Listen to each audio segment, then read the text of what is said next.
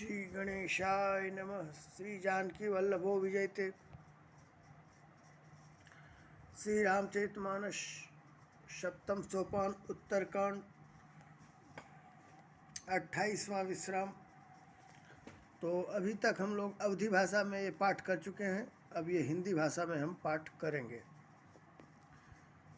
मोर के कंठ की आभा के समान हरताभ नीलवर्ण देवताओं में श्रेष्ठ ब्राह्मण भृगु जी के चरण कमलों के चिन्ह से सुशोभित शोभा से पूर्ण पीताम्बरधारी कमल ने सदा परम प्रसन्न हाथों में बाण और धनुष धारण किए हुए वानर समूह से युक्त भाई लक्ष्मण जी से सेवित स्तुति किए जाने श्री जानकी जी के पति रघुकुल श्रेष्ठ पुष्पक विमान पर सवार श्री रामचंद्र जी को मैं निरंतर नमस्कार करता हूँ। कौशलपुरी के स्वामी श्री रामचंद्र जी के सुंदर और कोमल दोनों चरण कमल ब्रह्मा जी और शिव जी के द्वारा वंदित हैं।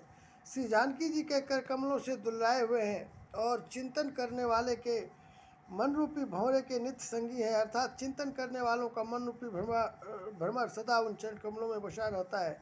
कुंद के फूल चंद्रमा और शंख के समान सुंदर गौरवन जगत जननी श्री पार्वती जी के पति वांछित फल के देने वाले दुखियों पर सदा दया करने वाले सुंदर कमल के समान नेत्र वाले कामदेव से छुड़ाने वाले कल्याणकारी श्री शंकर जी को मैं नमस्कार करता हूँ।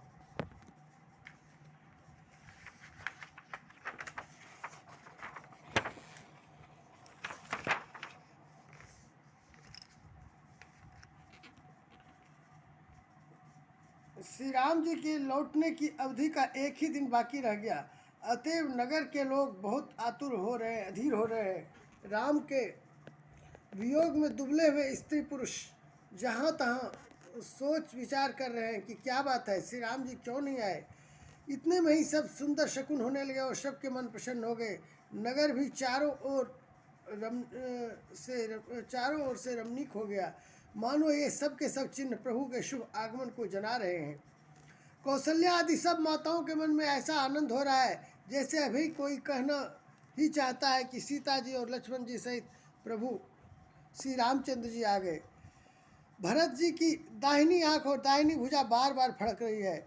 इसे शुभ शकुन जानकर उनके मन में अत्यंत हर्ष हुआ और वे विचार करने लगे। प्राणों की आधार रूप अवधि का एक ही दिन शेष रह गया। यह सोचते ही भरत जी के मन में अपार दुख हुआ। क्या कारण हुआ कि नाथ नहीं आए। प्रभु ने कुटिल जानकर मुझे कहीं भुला तो नहीं दिया। हा, लक्ष्मण बड़े धन्य एवं बड़भागी हैं जो श्री रामचंद्र जी के चरणारविंद के प्रेमी हैं, अर्थात उनसे अलग नहीं हुए। मुझे तो प्रभु ने कपटी और कुटिल पहचान लिया, इसी से नाथ ने मुझे साथ नहीं लिया। बात भी ठीक ही है, क्योंकि यदि प्रभु मेरी करनी पर ध्यान दें तो 100 करोड़ कल्पों तक मेरा निस्तार छुटकारा नहीं हो सकता। परंतु आशा इतनी है कि प्रभु सेवक का अवगुण कभी नहीं मानते। वे दीनबंधु हैं और अत्यंत ही कोमल स्वभाव के हैं। अतएव मेरे हृदय में ऐसा पक्का भरोसा है कि श्री राम जी अवश्य मिलेंगे, क्योंकि मुझे शकुन बड़े शुभ हो रहे हैं। किंतु अवधि बीत जाने पर यदि मेरे प्राण रह गए तो जगत में मेरे समान नीच कौन होगा। श्री राम जी के वीर समुद्र में भरत जी का मन डूब रहा था। उसी समय पवन पुत्र हनुमान जी ब्राह्मण का रूप धारण कर इस प्रकार आ गए मानो उन्हें डूबने से बचाने के लिए नाव आ गई हो। हनुमान जी ने दुर्बल शरीर भरत जी को जटाओं का मुकुट बनाए राम राम रघुपति जपते और कमल के समान नेत्रों से प्रेमाश्रुओं का जल बहाते कुश के आसन पर बैठे देखा। उन्हें देखते ही हनुमान जी अत्यंत हर्षित हुए। उनका शरीर पुलकित हो गया, नेत्रों से प्रेमाश्रुओं का जल बरसने लगा। मन में बहुत प्रकार से सुख मानकर वे कानों के लिए अमृत के समान वाणी बोले, जिनके विरह में आप दिन रात सोच करते घुलते रहते हैं और जिनके गुण समूहों की पंक्तियों को आप निरंतर रटते रहते हैं, वे ही रघुकुल के तिलक, सज्जनों को सुख देने वाले और देवताओं तथा मुनियों के रक्षक श्री राम जी सकुशल आ गए। शत्रु को रण में जीत कर सीता जी और लक्ष्मण जी सहित प्रभु आ रहे हैं। देवता उनका सुंदर यश गा रहे हैं। ये वचन सुनते ही भरत जी को सारे दुख भूल गए, जैसे प्यासा आदमी अमृत पाकर प्यास के दुख को भूल जाए।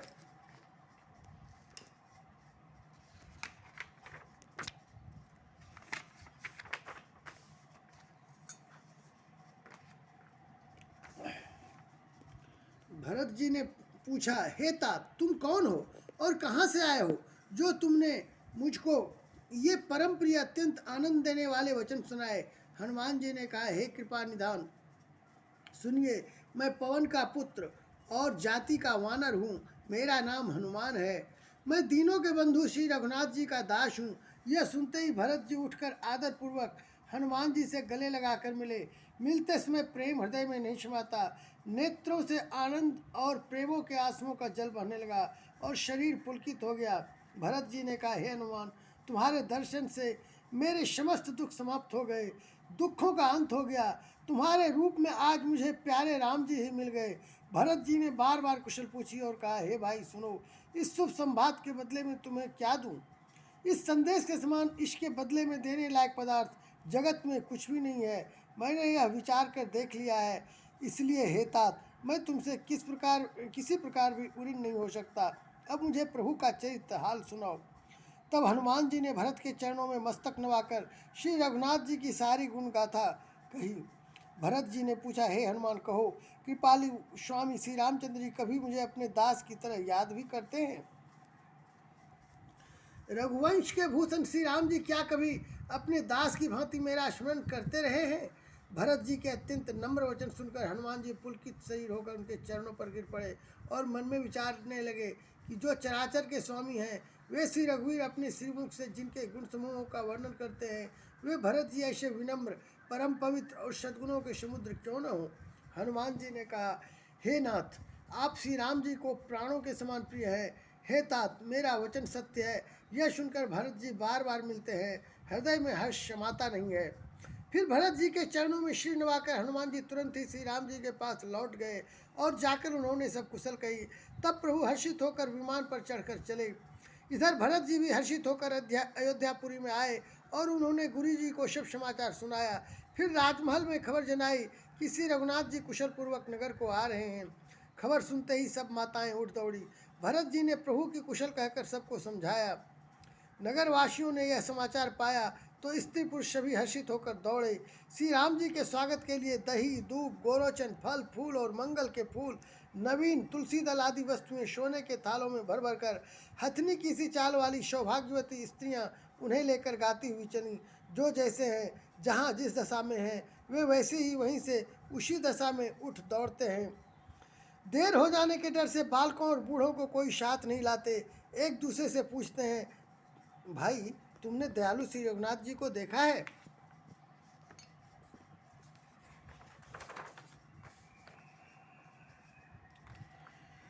प्रभु को आते जानकर अवधपुरी संपूर्ण शोभाओं की खान हो गई। तीनों प्रकार की सुंदर वायु बहने लगी। सरयू जी अति निर्मल जलवाली हो गई, अर्थात सरयू जी का जल अत्यंत निर्मल हो गया।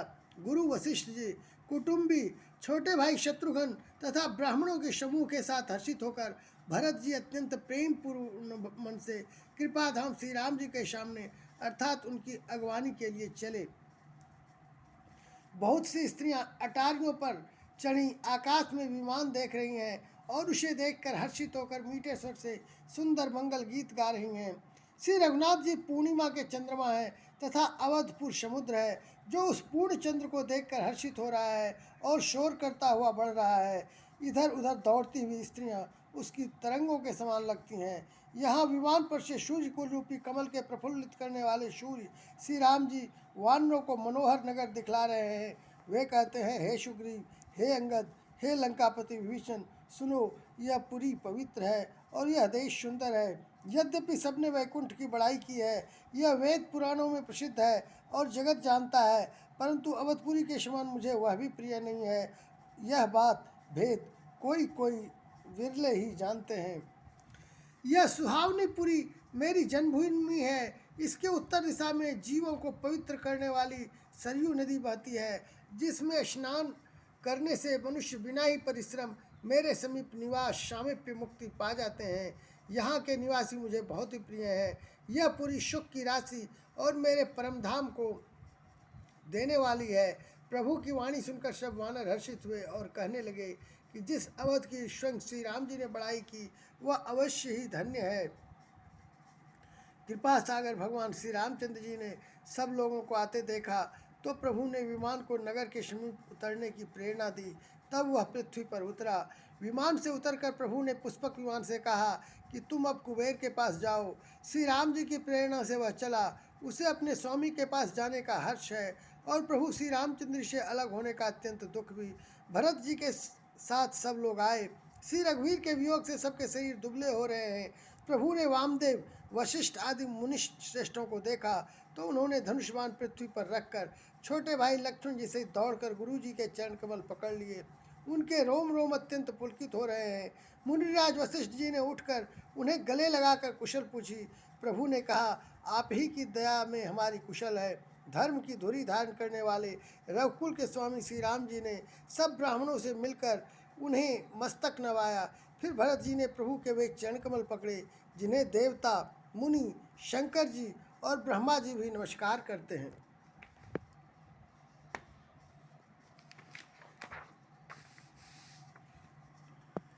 भरत जी पृथ्वी पर पड़े हैं, उठते नहीं। तब कृपा सिंधु श्री राम जी ने उन्हें जबरदस्ती उठाकर हृदय से लगा लिया। उनके सांवले शरीर पर रोए खड़े हो गए। नवीन कमल के समान नेत्रों में प्रेमाश्रुओं के जल की बाढ़ आ गई। कमल के समान नेत्रों से जल बह रहा है। सुंदर शरीर में पुलकावली अत्यंत शोभा दे रही है। त्रिलोकी के स्वामी प्रभु श्री राम जी छोटे भाई भरत जी को अत्यंत प्रेम से हृदय से लगाकर मिले। भाई से मिलते समय प्रभु जैसे शोभित हो रहे हैं, उसकी उपमा मुझसे कही नहीं जाती। मानो प्रेम और श्रृंगार शरीर धारण करके मिले और श्रेष्ठ शोभा को प्राप्त हुए। कृपा निधान श्री राम जी भरत जी से कुशल पूछते हैं, परंतु आनंदवश भरत जी के मुख से वचन शीघ्र नहीं निकलते। शिव जी ने कहा, हे पार्वती, सुनो, वह सुख जो उस समय भरत जी को मिल रहा था वचन और मन से परे है। उसे वही जानता है जो उसे पाता है। भरत जी ने कहा, हे कौशलनाथ, आपने आर्त दुखी जानकर दास को दर्शन दिए, इससे अब कुशल है। विरह समुद्र में डूबते हुए मुझको कृपा निधान ने हाथ पकड़कर बचा लिया। फिर प्रभु हर्षित होकर शत्रुघ्न जी को हृदय से लगाकर उनसे मिले। तब लक्ष्मण जी और भरत जी दोनों भाई परम प्रेम से मिले। फिर लक्ष्मण जी शत्रुघ्न जी से गले लगाकर मिले और इस प्रकार विरह से उत्पन्न दुख का नाश किया। फिर भाई शत्रुघ्न जी सहित भरत जी ने सीता जी के चरणों में सिर नवाया और परम सुख प्राप्त किया। प्रभु को देखकर अयोध्यावासी सब हर्षित हुए। वियोग से उत्पन्न सब दुख नष्ट हो गए। सब लोगों को प्रेम विह्वल और मिलने के लिए अत्यंत आतुर देखकर खर के शत्रु कृपालु श्री राम जी ने एक चमत्कार किया। उसी समय कृपालु श्री राम जी असंख्य रूपों में प्रकट हो गए और सबसे एक ही साथ यथा योग्य मिले। श्री रघुवीर ने कृपा की दृष्टि से देखकर सब नर नारियों को शोक से रहित कर दिया। भगवान क्षण मात्र में सबसे मिल गए। हे उमा, यह रहस्य किसी ने नहीं जाना। इस प्रकार शील और गुणों के धाम श्री राम जी सबको सुखी करके आगे बढ़े।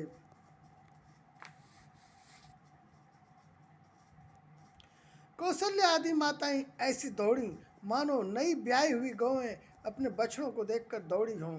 मानो नई ब्याही हुई गौएं अपने छोटे बछड़ों को घर पर छोड़कर परवश होकर वन में चढ़ने गई हों और दिन का अंत होने पर बछड़ों से मिलने के लिए हुंकार करके थन से दूध गिराती हुई नगर की ओर दौड़ी हों। प्रभु ने अत्यंत प्रेम से सब माताओं से मिलकर उनसे बहुत प्रकार के कोमल वचन कहे।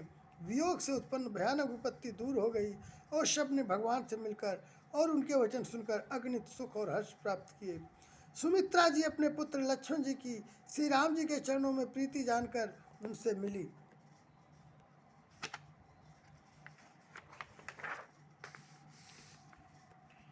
श्री राम जी से मिलते समय कैकेयी जी अपने हृदय में बहुत सकुचाई। लक्ष्मण जी भी सब माताओं से मिलकर और आशीर्वाद पाकर हर्षित हुए। कैकेयी जी से बार बार मिले परंतु उनके मन का क्षोभ रोष नहीं जाता। जानकी जी सब सासुओं से मिली और उनके चरणों लगाकर उन्हें अत्यंत हर्ष हुआ। सासुएं कुशल पूछकर आशीष दे रही हैं कि तुम्हारा सुहाग अचल हो। सब माताएं श्री रघुनाथ जी का कमल सा मुखड़ा देख रही हैं। नेत्रों में प्रेम के आंसू उमड़े आते हैं, परंतु मंगल का समय जानकर वे आंसुओं के जल को नेत्रों में ही रोक रखती हैं। सोने के थाल से आरती उतारती हैं और बार बार प्रभु के श्री अंगों की ओर देखती हैं। अनेकों प्रकार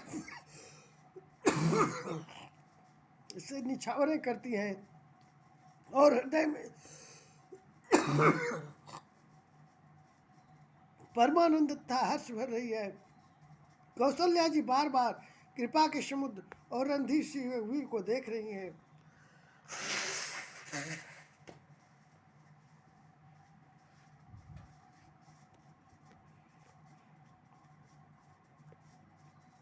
वे बार बार हृदय में विचारती हैं कि इन्होंने लंकापति रावण को कैसे मारा। मेरे ये दोनों बच्चे बड़े ही सुकुमार हैं और राक्षस तो बड़े भारी योद्धा और महान बली थे। लक्ष्मण जी और सीता जी सहित प्रभु श्री रामचंद्र जी को माता देख रही हैं। उनका मन परमानंद में मग्न है और शरीर बार बार पुलकित हो रहा है। लंकापति विभीषण, वानरराज सुग्रीव, नल नील जाम्बवन और अंगद था हनुमान जी आदि सभी उत्तम स्वभाव वाले वीर वानरों ने मनुष्यों के मनोहर शरीर धारण कर लिए। वे सब भरत जी के प्रेम, सुंदर स्वभाव, त्याग के व्रत और नियमों की अत्यंत प्रेम से आदरपूर्वक बड़ाई कर रहे हैं और नगर निवासियों की प्रेमशील और विनय से पूर्ण रीति देखकर वे सब प्रभु के चरणों में उनके प्रेम की सराहना कर रहे हैं। फिर श्री रघुनाथ जी ने सब सखाओं को बुलाया और सबको सिखाया कि मुनि के चरणों में लगो। ये गुरु वशिष्ठ जी हमारे कुल भर के पूज्य हैं। इन्हीं की कृपा से रण में राक्षस मारे गए हैं। फिर गुरु जी से कहा, हे मुनि सुनिए, यह सब मेरे सखा हैं। ये संग्राम रूपी समुद्र में मेरे लिए बेड़े जहाज के समान हुए। मेरे हित के लिए इन्होंने अपने जन्म तक हार दिए, अपने प्राणों तक को होम दिया। ये मुझे भरत से भी अधिक प्रिय हैं। प्रभु के वचन सुनकर सब प्रेम और आनंद में मग्न हो गए। इस प्रकार पल पल में उन्हें नए नए सुख उत्पन्न हो रहे हैं। फिर उन लोगों ने कौशल्या जी के चरणों में मस्तक नवाए। कौशल्या जी ने हर्षित होकर आशीषें दी और कहा, तुम मुझे रघुनाथ के समान प्यारे हो। आनंद कंद श्री राम जी अपने महल को चले। आकाश फूलों की वृष्टि से छा गया। नगर के स्त्री पुरुषों के समूह अटारियों पर चढ़कर उनके दर्शन कर रहे हैं। सोने के कलशों को विचित्र रीति से मणि रत्न आदि से अलंकृत कर और सजाकर सब लोगों ने अपने अपने दरवाजे पर रख लिया। सब लोगों ने मंगल के लिए वंदनवार ध्वजा और पताकाएं लगाई। सारी गलियां सुगंधित द्रवों से सिंचाई गई। गजमुक्ताओं से रचकर बहुत सी चौके पुराई गई। अनेकों प्रकार के सुंदर मंगल साज सजा गए और हर्षपूर्वक नगर में बहुत सी से डंके बजने लगे। स्त्रियां जहां तहां निछावर कर रही हैं और हृदय में हर्षित होकर आशीर्वाद देती हैं। बहुत सी युवती सौभाग्यवती स्त्रियां सोने के थालों में अनेकों प्रकार की आरती सजकर मंगल गान कर रही हैं। वे आरती हर दुखों को हरने वाले और सूर्य कुल रूपी कमल वन के प्रफुल्लित करने वाले सूर्य श्री राम जी की आरती कर रही हैं। नगर की शोभा, संपत्ति और कल्याण का वेद शेष जी और सरस्वती जी वर्णन करते हैं, परंतु वे भी यह चरित्र देखकर ठगे से रह जाते हैं, स्तंभित हो रहते हैं। शिव जी कहते हैं कि हे उमा, तब भला मनुष्य उनके गुणों को कैसे कह सकते हैं।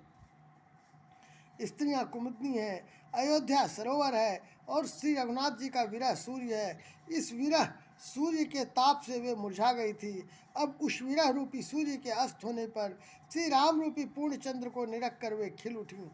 अनेक प्रकार के शुभ शकुन हो रहे हैं। आकाश में नगाड़े बज रहे हैं। नगर के पुरुषों और स्त्रियों को शनाथ दर्शन द्वारा कृतार्थ करके भगवान श्री रामचंद्र जी महल को चले। शिव जी कहते हैं, हे भवानी, प्रभु ने जान लिया कि माता कैकेयी लज्जित हो गई है, इसलिए वे पहले उन्हीं के महल को गए और उन्हें समझा बुझाकर बहुत सुख दिया। फिर श्री हरि ने अपने महल को गमन किया। कृपा के समुद्र श्री राम जी जब अपने महल को गए तब नगर के स्त्री पुरुष सब सुखी हुए। गुरु वशिष्ठ जी ने ब्राह्मणों को बुला लिया और कहा, आज शुभ घड़ी, सुंदर दिन आदि सभी शुभ योग है। आप सब ब्राह्मण हर्षित होकर आज्ञा दीजिए जिसमें श्री रामचंद्र जी सिंहासन पर विराजमान हो। वशिष्ठ मुनि के सुहावने वचन सुनते ही सब ब्राह्मणों को बहुत ही अच्छे लगे। वे सब अनेकों ब्राह्मण कोमल वचन कहने लगे कि श्री राम जी का राज्याभिषेक संपूर्ण जगत को आनंद देने वाला है। हे मुनिश्रेष्ठ, अब विलंब न कीजिए और महाराज का तिलक शीघ्र कीजिए। तब मुनि ने सुमंत्र जी से कहा वे सुनते ही हर्षित होकर चले। उन्होंने तुरंत ही जाकर अनेकों रथ, घोड़े और हाथी सजाए और जहाँ तहाँ सूचना देने वाले दूतों को भेजकर मांगलिक वस्तुएं मंगाकर फिर हर्ष के साथ आकर वशिष्ठ जी के चरणों में सिर नवाया। अवधपुरी बहुत ही सुंदर सजाई गई। देवताओं ने पुष्पों की वर्षा की झड़ी लगा दी। श्री रामचंद्र जी ने सेवकों को बुलाकर कहा कि तुम लोग जाकर पहले मेरे सखाओं को स्नान कराओ।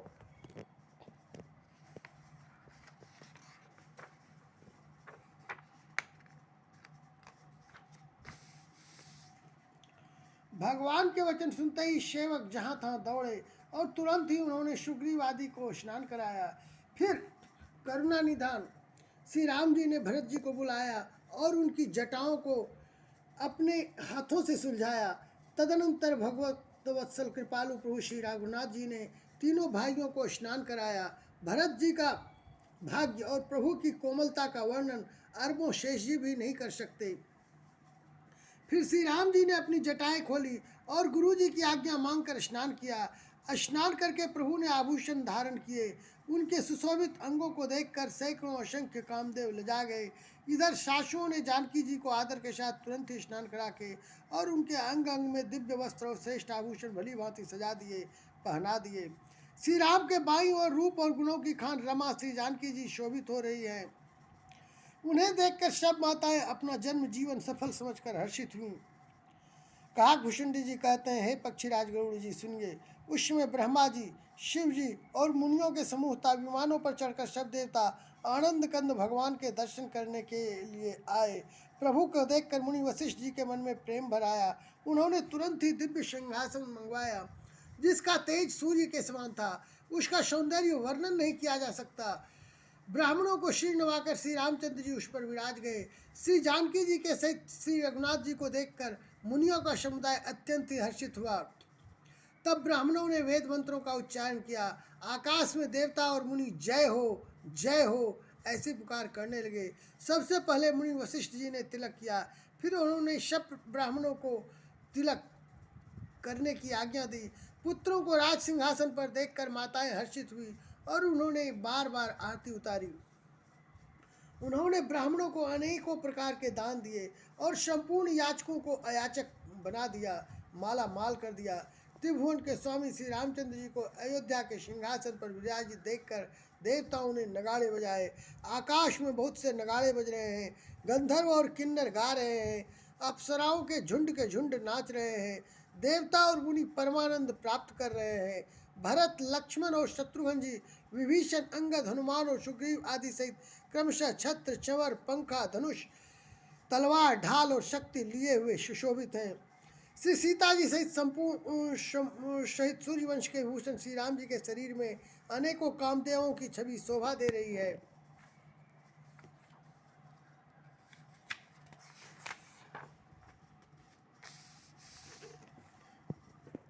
नवीन जलयुक्त मेघों के समान सुंदर श्याम शरीर पर पीतांबर देवताओं के मन को भी मोहित कर रहा है। मुकुट, बाजूबंद आदि विचित्र आभूषण अंग अंग में सजे हुए हैं।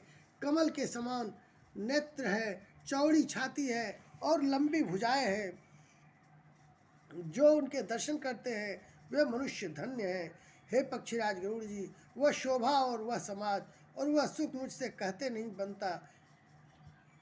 सरस्वती जी, शेष जी और वेद निरंतर उसका वर्णन करते हैं और उसका रस आनंद महादेव जी ही जानते हैं। सब देवता अलग अलग स्तुति करके अपने अपने लोक को चले गए। तब भाटों का रूप धारण करके चारों वेद वहाँ आए जहाँ श्री राम जी थे। कृपा निधान सर्वज्ञ प्रभु ने उन्हें पहचान कर उनका बहुत ही आदर किया। इसका भेद किसी ने कुछ भी नहीं जाना। वेद गुणगान करने लगे। हे शगुन और निर्गुण रूप, हे अनुपम रूप लावण्य युक्त, हे राजाओं के शिरोमणि, आपकी जय हो। आपने रावण आदि प्रचंड प्रबल और दुष्ट निशाचरों को अपनी भुजाओं के बल से मार डाला। आपने मनुष्य अवतार लेकर संसार के भार को नष्ट करके अत्यंत कठोर दुखों को भस्म कर दिया। हे दयालु, हे शरणागत की रक्षा करने वाले प्रभु, आपकी जय हो। मैं शक्ति सीता जी सहित शक्तिमान आपको नमस्कार करता हूँ।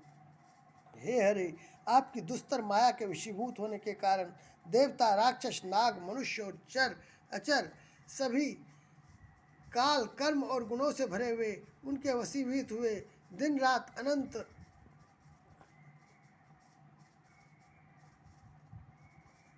भव आवागमन के मार्ग में भटक रहे हैं। हे नाथ, इनमें से जिन को आपने कृपा दृष्टि से देख लिया, वे माया जनित तीनों प्रकार के दुखों से छूट गए हैं। जन्म मरण के श्रम को काटने में कुशल श्री राम जी, हमारी रक्षा कीजिए। हम आपको नमस्कार करते हैं।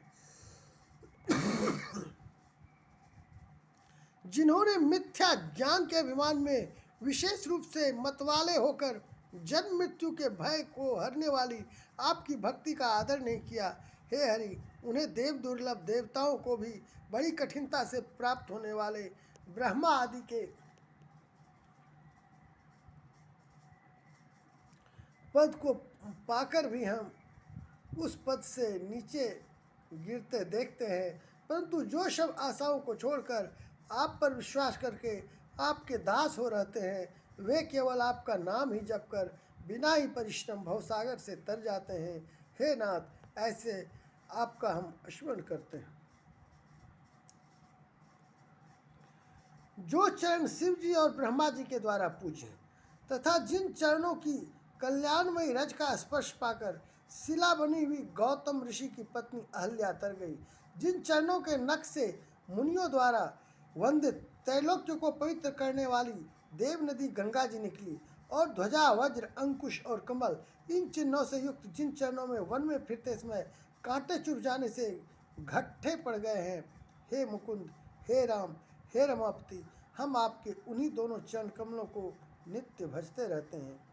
वेद शास्त्रों ने कहा है कि जिसका मूल अव्यक्त प्रकृति है, जो प्रवाह रूप से अनादि है, जिसके 4 त्वचाएं, 6 तने, 25 शाखाएं और अनेकों पत्ते और बहुत से फूल हैं, जिसमें कड़वे और मीठे 2 प्रकार के फल लगे हैं, जिस पर एक ही बेल है, जो उसी के आश्रित रहती है, जिसमें नित्य नए पत्ते और फूल निकलते रहते हैं, ऐसे संसार वृक्ष स्वरूप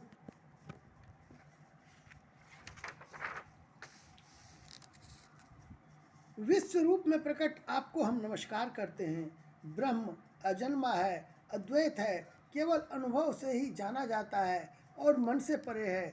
जो इस प्रकार कहकर उस ब्रह्म का ध्यान करते हैं, वे ऐसा कहा करें और जाना करें। किंतु हे नाथ, हम तो नित्य आपका शगुन यश ही गाते हैं। हे करुणा के धाम प्रभु, हे सद्गुणों की खान, हे देव, हम यह वर मांगते हैं कि मन, वचन और कर्म से विकारों को त्याग कर आपके चरणों में ही प्रेम करें। वेदों ने सबके देखते यह श्रेष्ठ विनती की। फिर वे अंतर्ध्यान हो गए और ब्रह्मलोक को चले गए। काकभूषुंडी जी कहते हैं, हे गरुड़ जी सुनिए। तब शिवजी वहाँ आए जहाँ श्री रघुवीर थे और गदगद वाणी से स्तुति करने लगे। उनका शरीर पुलकावली से पूर्ण हो गया। हे राम, हे रमारमण, लक्ष्मीकांत, हे जन्म मरण के संताप का नाश करने वाले, आपकी जय हो। आवागमन के भय से व्याकुल इस सेवक की रक्षा कीजिए। हे अवधपति, हे देवताओं के स्वामी, हे रमापति, हे विभो, मैं शरणागत आपसे ही मांगता हूँ कि हे प्रभु, मेरी रक्षा कीजिए। हे 10 सिर और 20 भुजाओं वाले रावण का विनाश करके पृथ्वी के सब महान रोगों, कष्टों को दूर करने वाले श्री राम जी, राक्षस समूह रूपी जो पतंगे थे, वे सब आपके बाण रूपी अग्नि के प्रचंड तेज से भस्म हो गए। आप पृथ्वी मंडल के अत्यंत सुंदर आभूषण हैं। आप श्रेष्ठ बाण, धनुष और तरकस धारण किए हुए हैं। महान मद, मोह और ममता रूपी रात्रि के अंधकार समूह के नाश करने के लिए आप सूर्य के तेजोमय किरण समूह हैं। कामदेव रूपी भील ने मनुष्य रूपी हिरणों के हृदय में कुभोग रूपी बाण मारकर उन्हें गिरा दिया है। हे नाथ, हे पाप ताप को हरण करने वाले, हरे उसे मारकर विषय रूपी वन में भूले पड़े हुए इन पामर अनाथ जीवों की रक्षा कीजिए।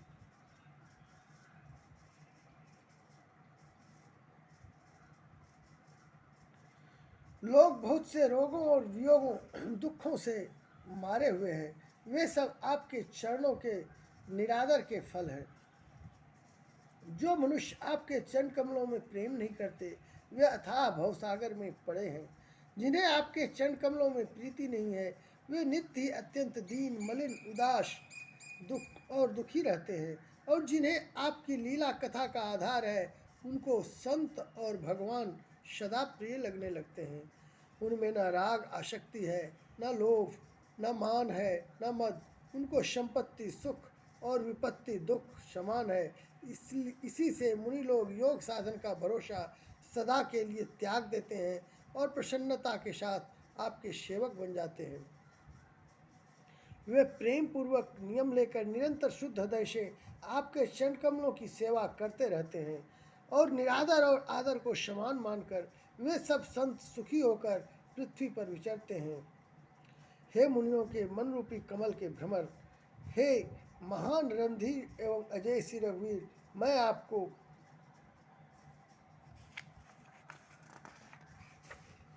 भजता हूँ, आपकी शरण ग्रहण करता हूँ।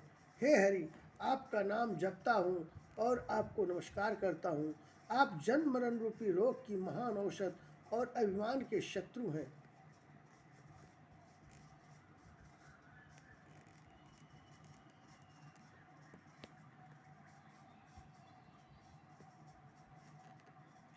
आप गुणशील और कृपा के परम स्थान हैं। आप लक्ष्मीपति हैं। मैं आपको निरंतर प्रणाम करता हूँ। हे रघुनंदन, आप जन्म मरण, सुख दुख, राग द्वेष आदि द्वंद्व समूहों का नाश कीजिए। हे पृथ्वी की पालना करने वाले राजन, इस दीन जन की ओर भी दृष्टि डालिए।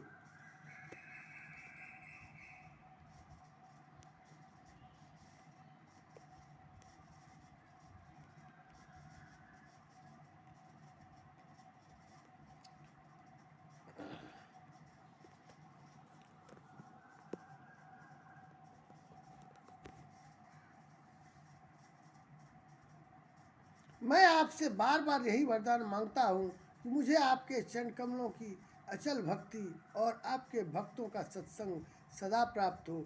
हे लक्ष्मीपते, हर्षित होकर मुझे यही दीजिए। श्री रामचंद्र जी के गुणों का वर्णन करके उमापति महादेव जी हर्षित होकर कैलाश को चले गए। तब प्रभु ने वानरों को सब प्रकार से सुख देने वाले डेरे दिलवाए। हे गरुड़ जी, सुनिए, यह कथा सबको पवित्र करने वाली है। दैहिक, दैविक, भौतिक तीनों प्रकार के तापों का और जन्म मृत्यु के भय का नाश करने वाली है। महाराज श्री रामचंद्र जी के कल्याणमय राज्याभिषेक का चरित्र निष्काम भाव से सुनकर मनुष्य वैराग्य और ज्ञान प्राप्त करते हैं, और जो मनुष्य काम भाव से सुनते और जो गाते हैं, वे अनेकों प्रकार के सुख और संपत्ति पाते हैं। वे जगत में देव दुर्लभ सुखों को भोग कर अंतकाल में श्री रघुनाथ जी के परम धाम को जाते हैं। इसे जो जीवन मुक्त, विरक्त और विषय सुनते हैं, वे क्रमशः भक्ति, मुक्ति और नवीन संपत्ति, नित्य नए भोग पाते हैं।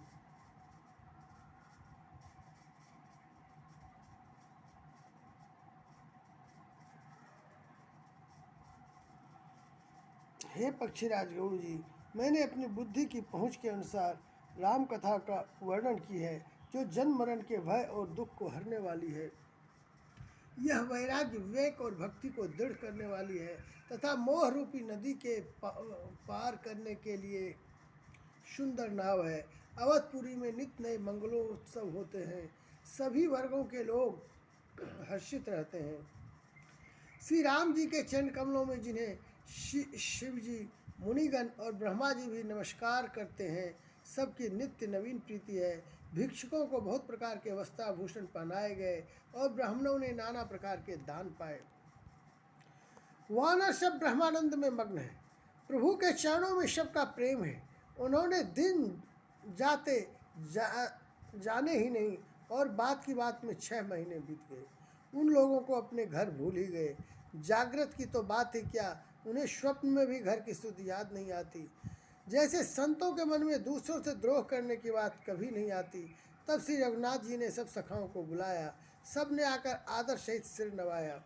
बड़े ही प्रेम से श्री राम जी ने उनको अपने पास बैठाया और भक्तों को सुख देने वाले कोमल वचन कहे। तुम लोगों ने मेरी बड़ी सेवा की है, मुँह पर किस प्रकार तुम्हारी बड़ाई करूं।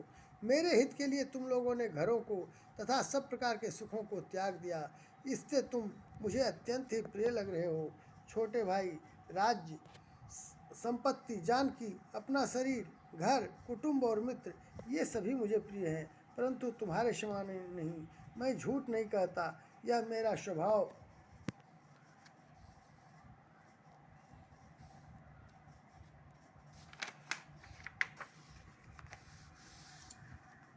है।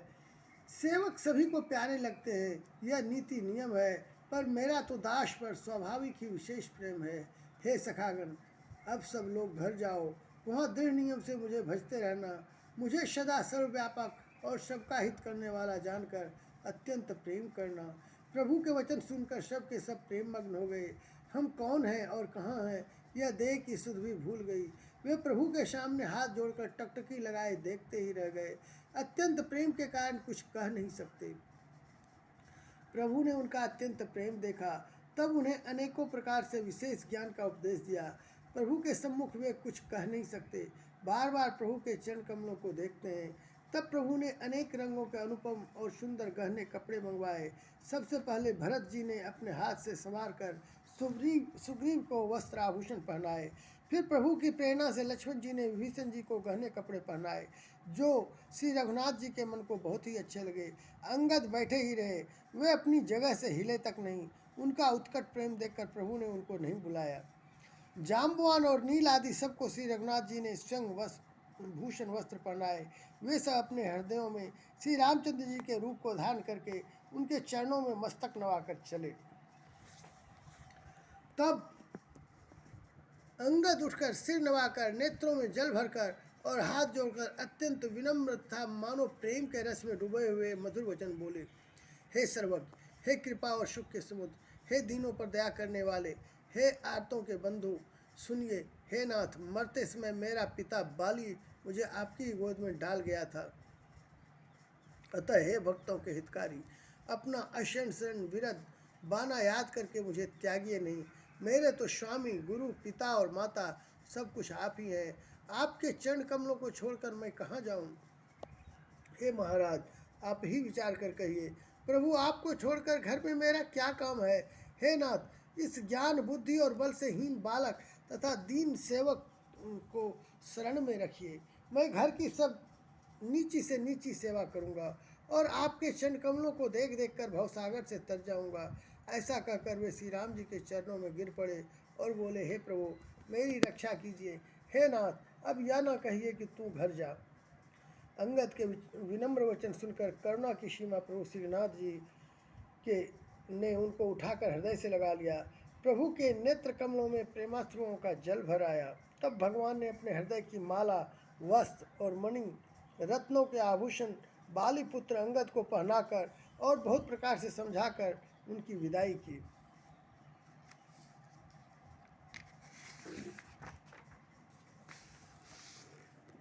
भक्त की करनी को याद करके भरत जी ने छोटे भाई शत्रुघ्न जी और लक्ष्मण जी सहित उनको पहुंचाने चले। अंगद के हृदय में थोड़ा प्रेम नहीं है, अर्थात बहुत अधिक प्रेम है। वे फिर कर श्री राम जी की ओर देखते हैं और बार बार दंडवत प्रणाम करते हैं। मन में ऐसा आता है कि श्री राम जी मुझे रहने को कह दें। वे श्री राम जी के देखने की, बोलने की, चलने की तथा हंसकर मिलने की रीति को याद कर कर के सोचते हैं, दुखी होते हैं। किंतु प्रभु का रुख देखकर, बहुत से विनय वचन कर कर तथा हृदय में चरण कमलों को रखकर वे चले। अत्यंत आदर के साथ सब वानरों को पहुंचाकर भाइयों सहित भरत जी लौट आए।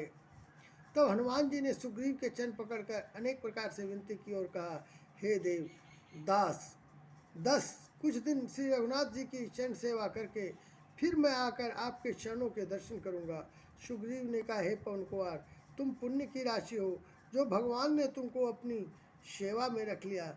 जाकर कृपाधाम श्री राम जी की सेवा करो। सब वानर ऐसा कहकर तुरंत चल पड़े।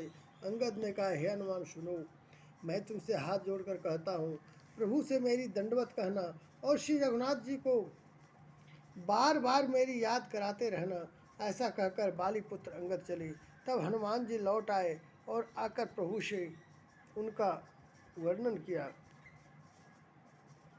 उसे सुनकर भगवान प्रेम मग्न हो गए। काकभुसुंडी जी कहते हैं, हे गरुड़ जी, श्री राम जी का चित्त वज्र से भी अत्यंत कठोर और फूल से भी अत्यंत कोमल है, तब कहिए वह किसकी समझ में आ सकता है। फिर कृपालु श्री राम जी ने निषाद राज को बुला लिया और उसे भूषण वस्त्र प्रसाद में दिए। फिर कहा, अब तुम भी घर जाओ, वहाँ मेरा स्मरण करते रहना और मन वचन तथा कर्म से धर्म के अनुसार चलना। तुम मेरे मित्र हो और भरत के समान भाई हो। अयोध्या में सदा आते जाते रहना। यह वचन सुनते ही उसको भारी सुख उत्पन्न हुआ।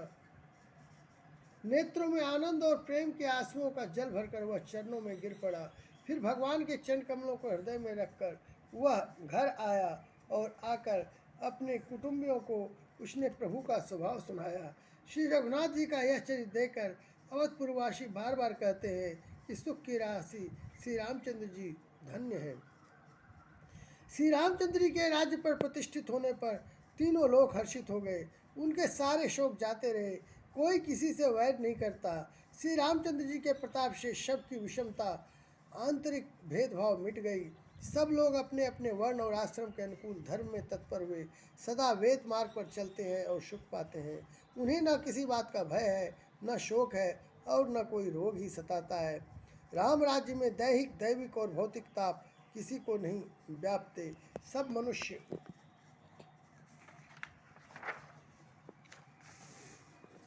परस्पर प्रेम करते हैं और वेदों में बताई हुई नीति मर्यादा में तत्पर रहकर अपने अपने धर्म का पालन करते हैं। धर्म अपने चारों चरणों सत्य, शौच, दया और दान से जगत में परिपूर्ण हो रहा है। स्वप्न में भी कहीं पाप नहीं है। पुरुष और स्त्री सभी राम भक्ति के परायण हैं और सभी परम गति मोक्ष के अधिकारी हैं।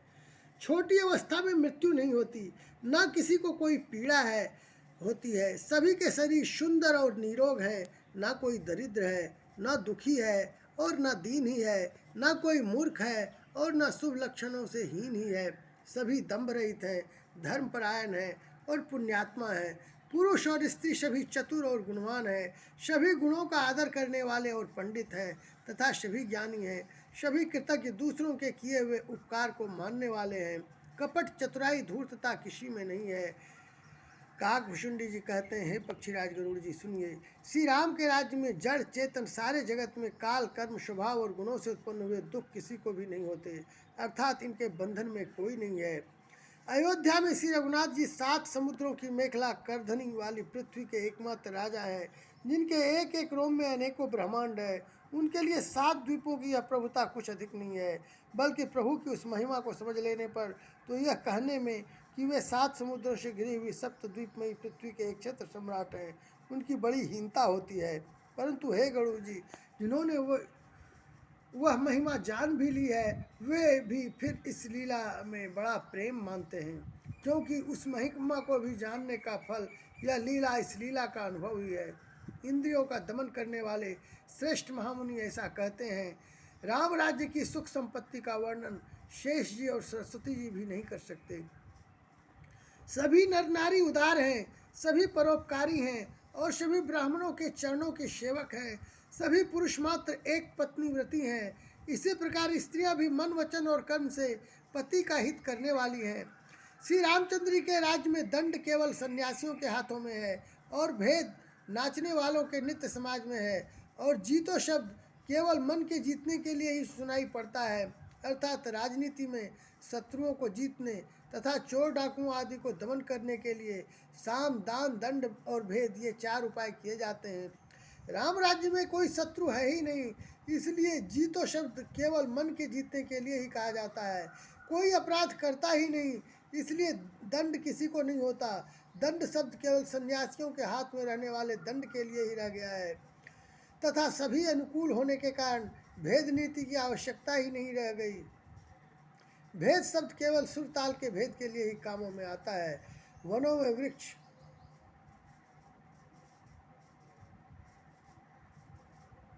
सदा फूलते और फलते हैं, हाथी और सिंह वैर भूलकर एक साथ रहते हैं। पक्षी और पशु सभी ने स्वाभाविक वैर भुलाकर आपस में प्रेम बढ़ा लिया है। पक्षी कूजते मीठी बोली बोलते हैं और भांति भांति के पशुओं के समूह वन में निर्भय विचरते और आनंद करते हैं। शीतल मंद सुगंधित पवन चलता रहता है। भौरे पुष्पों का रस लेकर चलते हुए गुंजार करते जाते हैं।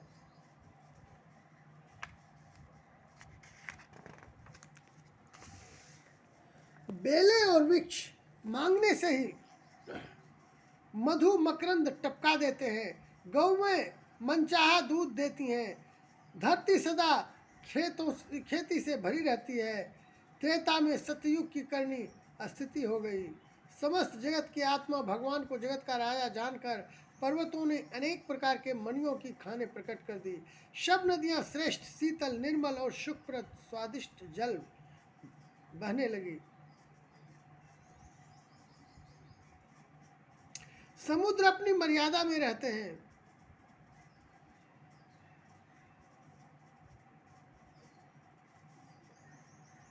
वे लहरों के द्वारा किनारों पर रत्न डाल देते हैं जिन्हें मनुष्य पा जाते हैं। सब तालाब कमलों से परिपूर्ण है। दसों दिशाओं के विभाग अर्थात सभी प्रदेश अत्यंत प्रसन्न है। श्री रामचंद्र जी के राज्य में चंद्रमा अपनी अमृतमयी किरणों से पृथ्वी को पूर्ण कर देते हैं।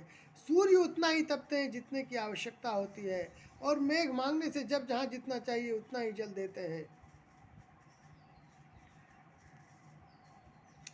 सब नदियों में श्रेष्ठ शीतल निर्मल और सुखप्रद स्वादिष्ट जल बहने लगी। प्रभु श्री राम जी ने करोड़ों अश्वमेघ यज्ञ किए और ब्राह्मणों को अनेकों दान दिए।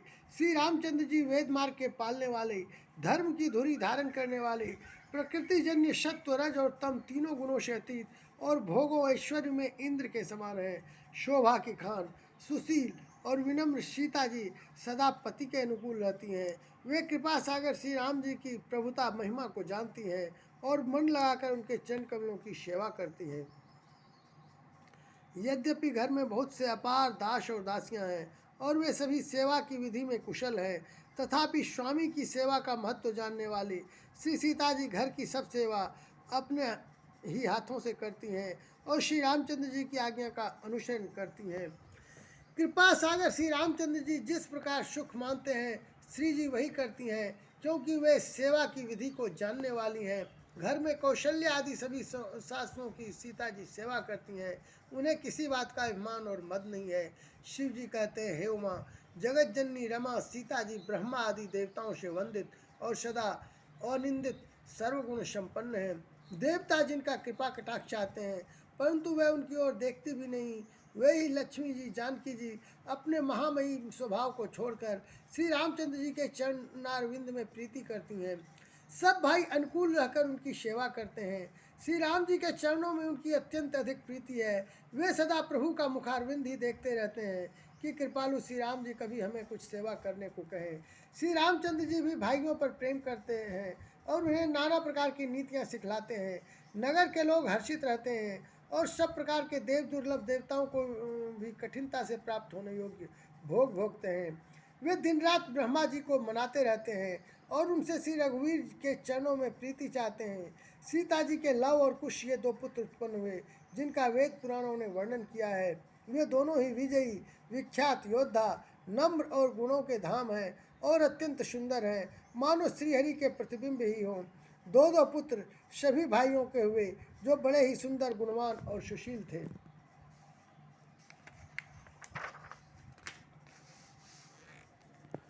जो बौद्धिक ज्ञान, वाणी और इंद्रियों से परे और अजन्मा है तथा माया, मन और गुणों के परे है, वही सच्चिदानंद घन भगवान श्रेष्ठ नरलीला करते हैं।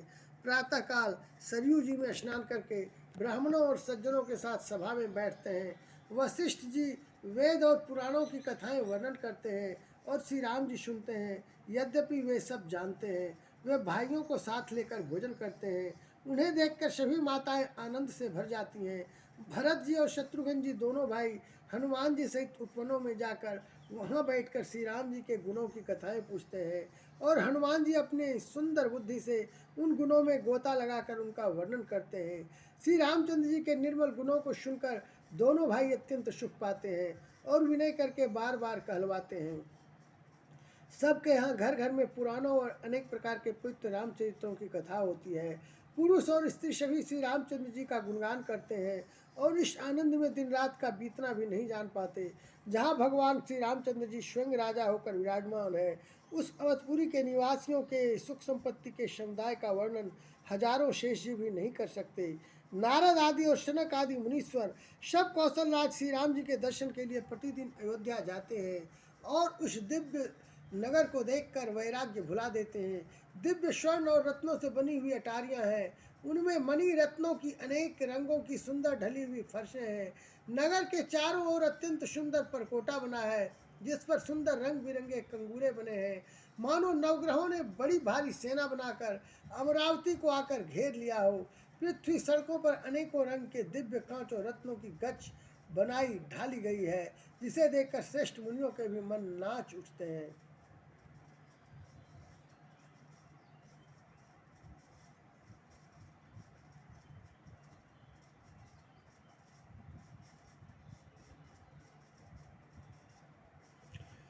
उज्ज्वल महल ऊपर आकाश को चूम छू रहे हैं। महलों पर के कलश अपने दिव्य प्रकाश से मानो सूर्य चंद्रमा के प्रकाश को भी निंदा तिरस्कार करते हैं। महलों में बहुत सी मणियों से रचे हुए झरोखे सुशोभित हैं और घर घर में मणियों के दीपक शोभा पा रहे हैं। घर में मणियों के दीपक शोभा दे रहे हैं, घरों में मणियों के दीपक शोभा दे रहे हैं। मूंगों की बनी हुई देहलियां चमक रही हैं, मणियां रत्नों के खंभे हैं। मरकत मणियों पन्नों से जड़ी हुई सोने की दीवारें ऐसी सुंदर हैं मानो ब्रह्मा ने खास तौर से बनाई हो। महल सुंदर मनोहर और विशाल है, उनमें सुंदर स्फटिक के आंगन बने हैं। प्रत्येक द्वार पर बहुत से खरादे हुए हीरों से जड़े हुए सोने के किवाड़ हैं। घर घर में सुंदर चित्रशालाएं हैं, जिनमें श्री राम जी के चरित्र बड़ी सुंदरता के साथ संवार कर अंकित किए हुए हैं, जिन्हें मुनि देखते हैं तो उनके भी चित्त को चुरा लेते हैं।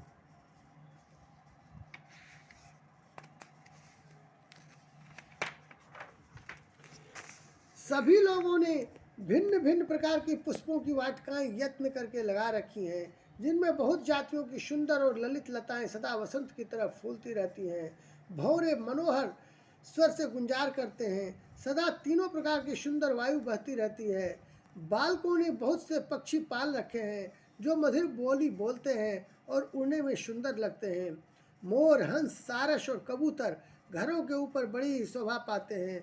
वे पक्षी मनियों के दीवारों में और छत में जहाँ तहाँ अपनी परछाई देखकर वहाँ दूसरे पक्षी समझकर बहुत प्रकार से मधुर बोली बोलते और नृत्य करते हैं। बालक तोता मैना को पढ़ाते हैं कि कहो राम, रघुपति, जनपालक, राजद्वार सब प्रकार से सुंदर है। गलियां, चौराहे और बाजार सभी सुंदर हैं।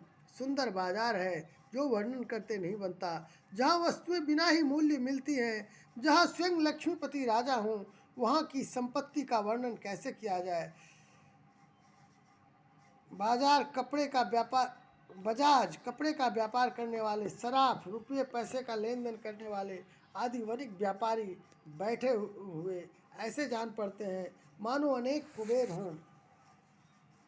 स्त्री पुरुष बच्चे और बूढ़े जो भी हैं, सभी सुखी सदाचारी और सुंदर हैं। नगर के उत्तर दिशा में सरयू बह रही है, जिनका जल निर्मल और गहरा है। मनोहर घाट बंधे हुए हैं, किनारे पर जरा भी कीचड़ नहीं है।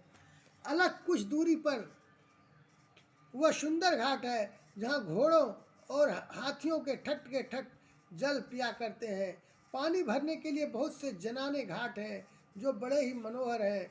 वहाँ पुरुष स्नान नहीं करते। राजघाट सब प्रकार से सुंदर और श्रेष्ठ है, जहाँ चारों वर्णों के पुरुष स्नान करते हैं। सरयू जी के किनारे किनारे देवताओं के मंदिर हैं, जिनके चारों ओर सुंदर उपवन बगीचे हैं। नदी के किनारे कहीं कहीं विरक्त और ज्ञानपरायण मुनि और सन्यासी निवास करते हैं। सरयू जी के किनारे किनारे सुंदर तुलसी जी के झुंड बहुत से पेड़ मुनियों ने लगा रखे हैं। नगर की शोभा तो कुछ कही नहीं जाती। नगर के बाहर भी परम सुंदरता है। श्री अयोध्यापुरी के दर्शन करते ही संपूर्ण पाप भाग जाते हैं। वहाँ वन, उपवन, बावलियाँ और तालाब सुशोभित हैं। अनुपम बावलियाँ, तालाब और मनोहर तथा विशाल कुएं शोभा दे रहे हैं, जिनकी सुंदर रत्नों की सीढ़ियाँ और निर्मल जल देखकर देवता और मुनि तक मोहित हो जाते हैं। तालाबों में अनेक रंगों के कमल खिल रहे हैं, अनेकों पक्षी कूज रहे हैं। और भौरे गुंजार कर रहे हैं। परम रमणीय बगीचे कोयल आदि पक्षियों की सुंदर बोली से मानो राह चलने वालों को बुला रहे हैं। स्वयं लक्ष्मीपति भगवान जहाँ राजा हों, उस नगर का कहीं वर्णन किया जा सकता है। अनिमा आदि 8 सिद्धियां और समस्त सुख संपत्तियां अयोध्या में छा रही हैं।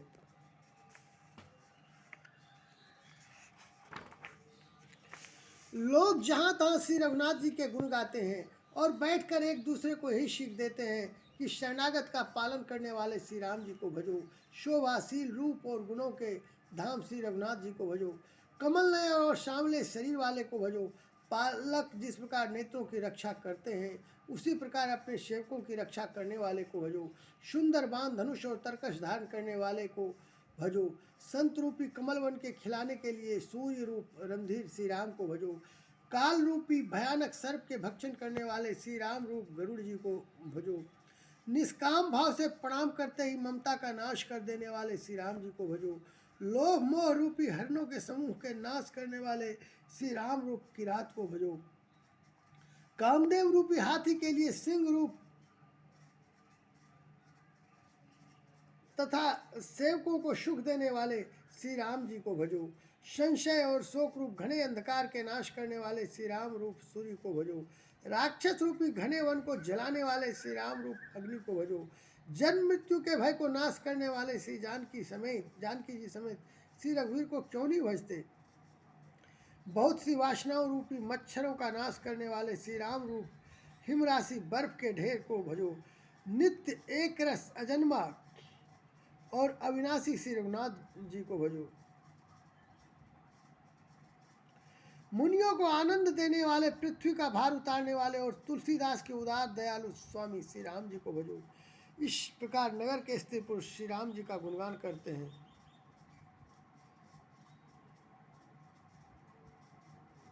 और कृपा निधान श्री राम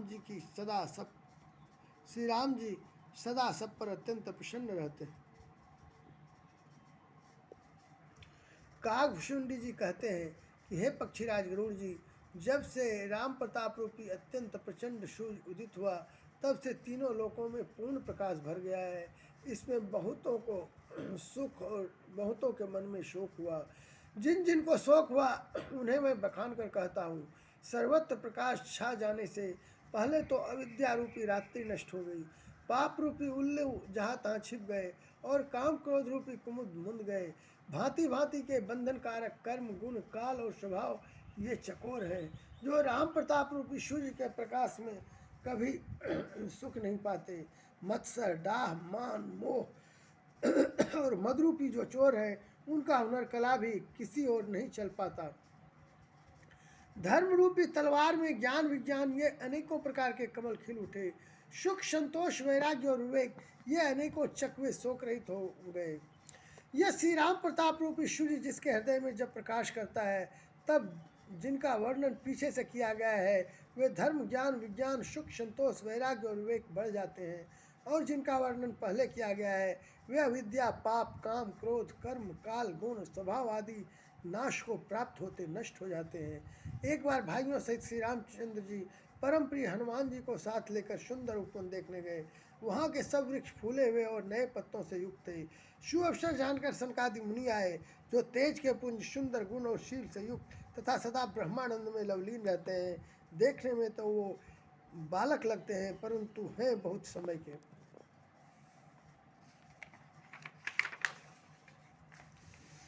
मानो चारों वेद ही बालक रूप धारण किए हों। वे मुनि समदर्शी और भेद रहित हैं, दिशाएं ही उनके वस्त्र हैं। उनके एक ही व्यसन है कि जहाँ श्री रघुनाथ जी के चरित्र कथा होती हैं, वहाँ जाकर वे इसे अवश्य सुनते हैं। शिव जी कहते हैं, हे भवानी, सनकादि मुनि वहाँ गए थे, वहीं से चले आ रहे थे जहाँ ज्ञानी मुनि श्रेष्ठ श्री अगस्त जी रहते थे। श्रेष्ठ मुनि ने श्री राम जी की बहुत सी कथाएं वर्णन की थी, जो ज्ञान उत्पन्न करने में उसी प्रकार समर्थ है जैसे अग्नि लकड़ी से अग्नि उत्पन्न होती है। सनकादि मुनियों को आते देखकर श्री रामचंद्र जी ने हर्षित होकर दंडवत की और स्वागत कुशल पूछकर प्रभु ने उनके बैठने के लिए अपना पीताम्बर बिछा दिया। फिर हनुमान जी सहित तीनों भाइयों ने दंडवत की। सबको बड़ा सुख हुआ। मुनि श्री रघुनाथ जी की अतुलनीय छवि देखकर उसी में मग्न हो गए। वे मन को रोक न सके। वे जन्म मृत्यु के चक्र से छुड़ाने वाले श्याम शरीर कमल नयन, सुंदरता के धाम श्री राम जी को टकटकी लगाए देखते ही रह गए, पलक नहीं मारते। और प्रभु हाथ जोड़े सिर निभा रहे हैं। उनकी प्रेम विह्वल दशा देखकर उन्हीं की भांति से रघुनाथ जी के नेत्रों से भी प्रेमाश्रुओं का जल बहने लगा और शरीर पुलकित हो गया। तदनंतर प्रभु ने हाथ पकड़कर श्रेष्ठ मुनियों को बैठाया और परम मनोहर वचन कहे। हे मुनीश्वरों सुनिए, आज मैं धन्य हूँ। आपके दर्शनों ही से सारे पाप नष्ट हो जाते हैं। बड़े ही भाग्य से सत्संग की प्राप्ति होती है, जिससे बिना ही परिश्रम जन्म मृत्यु का चक्र नष्ट हो जाता है। संत का संग मोक्ष भव बंधन से छूटने का और कामी का संग जन्म मृत्यु के बंधन में पड़ने का मार्ग है। संत, कवि और पंडित तथा वेद पुराण आदि सभी सदग्रंथ ऐसा कहते हैं। प्रभु के वचन सुनकर चारों मुनि हर्षित होकर पुलकित शरीर से स्तुति करने लगे। हे भगवान, आपकी जय हो। आप अंत रहित, विकार रहित, पाप रहित, अनेक सब रूपों में प्रकट, एक अद्वितीय और करुणामय है। हे निर्गुण, आपकी जय हो। हे गुण के समुद्र, आपकी जय हो, जय हो। आप सुख के धाम, अत्यंत सुंदर और अति चतुर हैं। हे लक्ष्मीपति, आपकी जय हो। पृथ्वी के धारण करने वाले, आपकी जय हो। आप उपमा रहित, अजन्मा, अनादि और शोभा की खान है। आप ज्ञान के भंडार, स्वयं मान रहित और दूसरों को मान देने वाले हैं। वेद और पुराण आपका पावन सुंदर यश गाते हैं। आप तत्व के जानने वाले, की हुई सेवा को मानने वाले और अज्ञान का नाश करने वाले हैं। हे निरंजन, माया रहित, आपके अनेकों अनंत नाम हैं और कोई नाम नहीं है, अर्थात अब सब नामों के परे हैं। आप सर्वरूप हैं, सब में व्याप्त हैं और सबके हृदय रूपी घर में सदा निवास करते हैं। अतः आप हमारा परिपालन कीजिए। राग द्वेष, अनुकूलता प्रतिकूलता, जन्म मृत्यु आदि द्वंद्व, विपत्ति और जन्म मृत्यु के जाल को काट दीजिए। हे राम जी, आप हमारे हृदय में बसकर काम और मद का नाश कर दीजिए।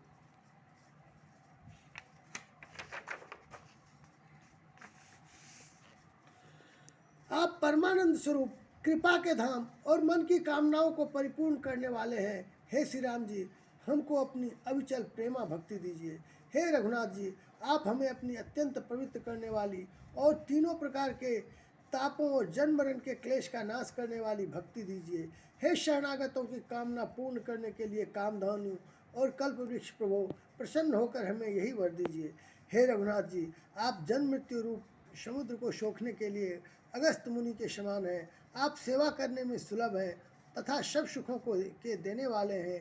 हे दीनबंधु, मन से उत्पन्न दारुण दुखों का नाश कीजिए और हम में समदृष्टि का विस्तार कीजिए।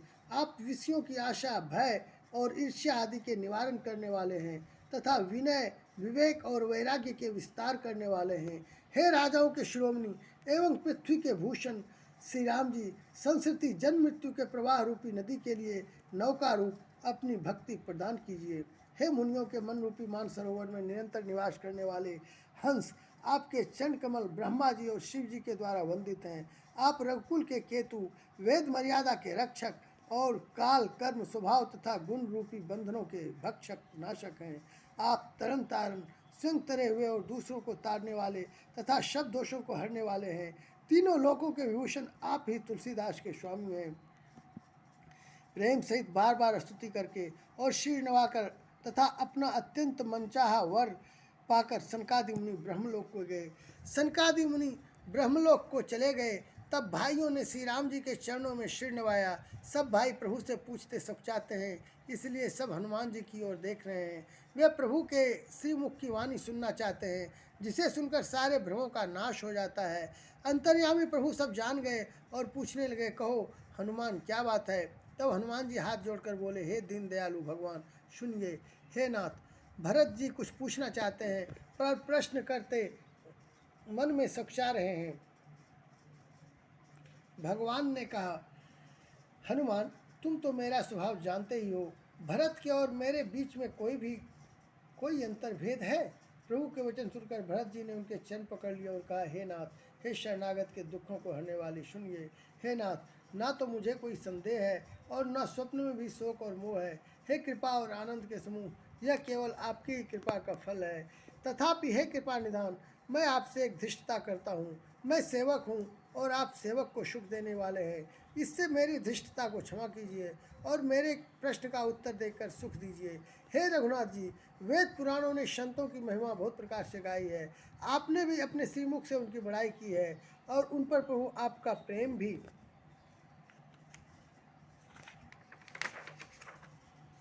बहुत है।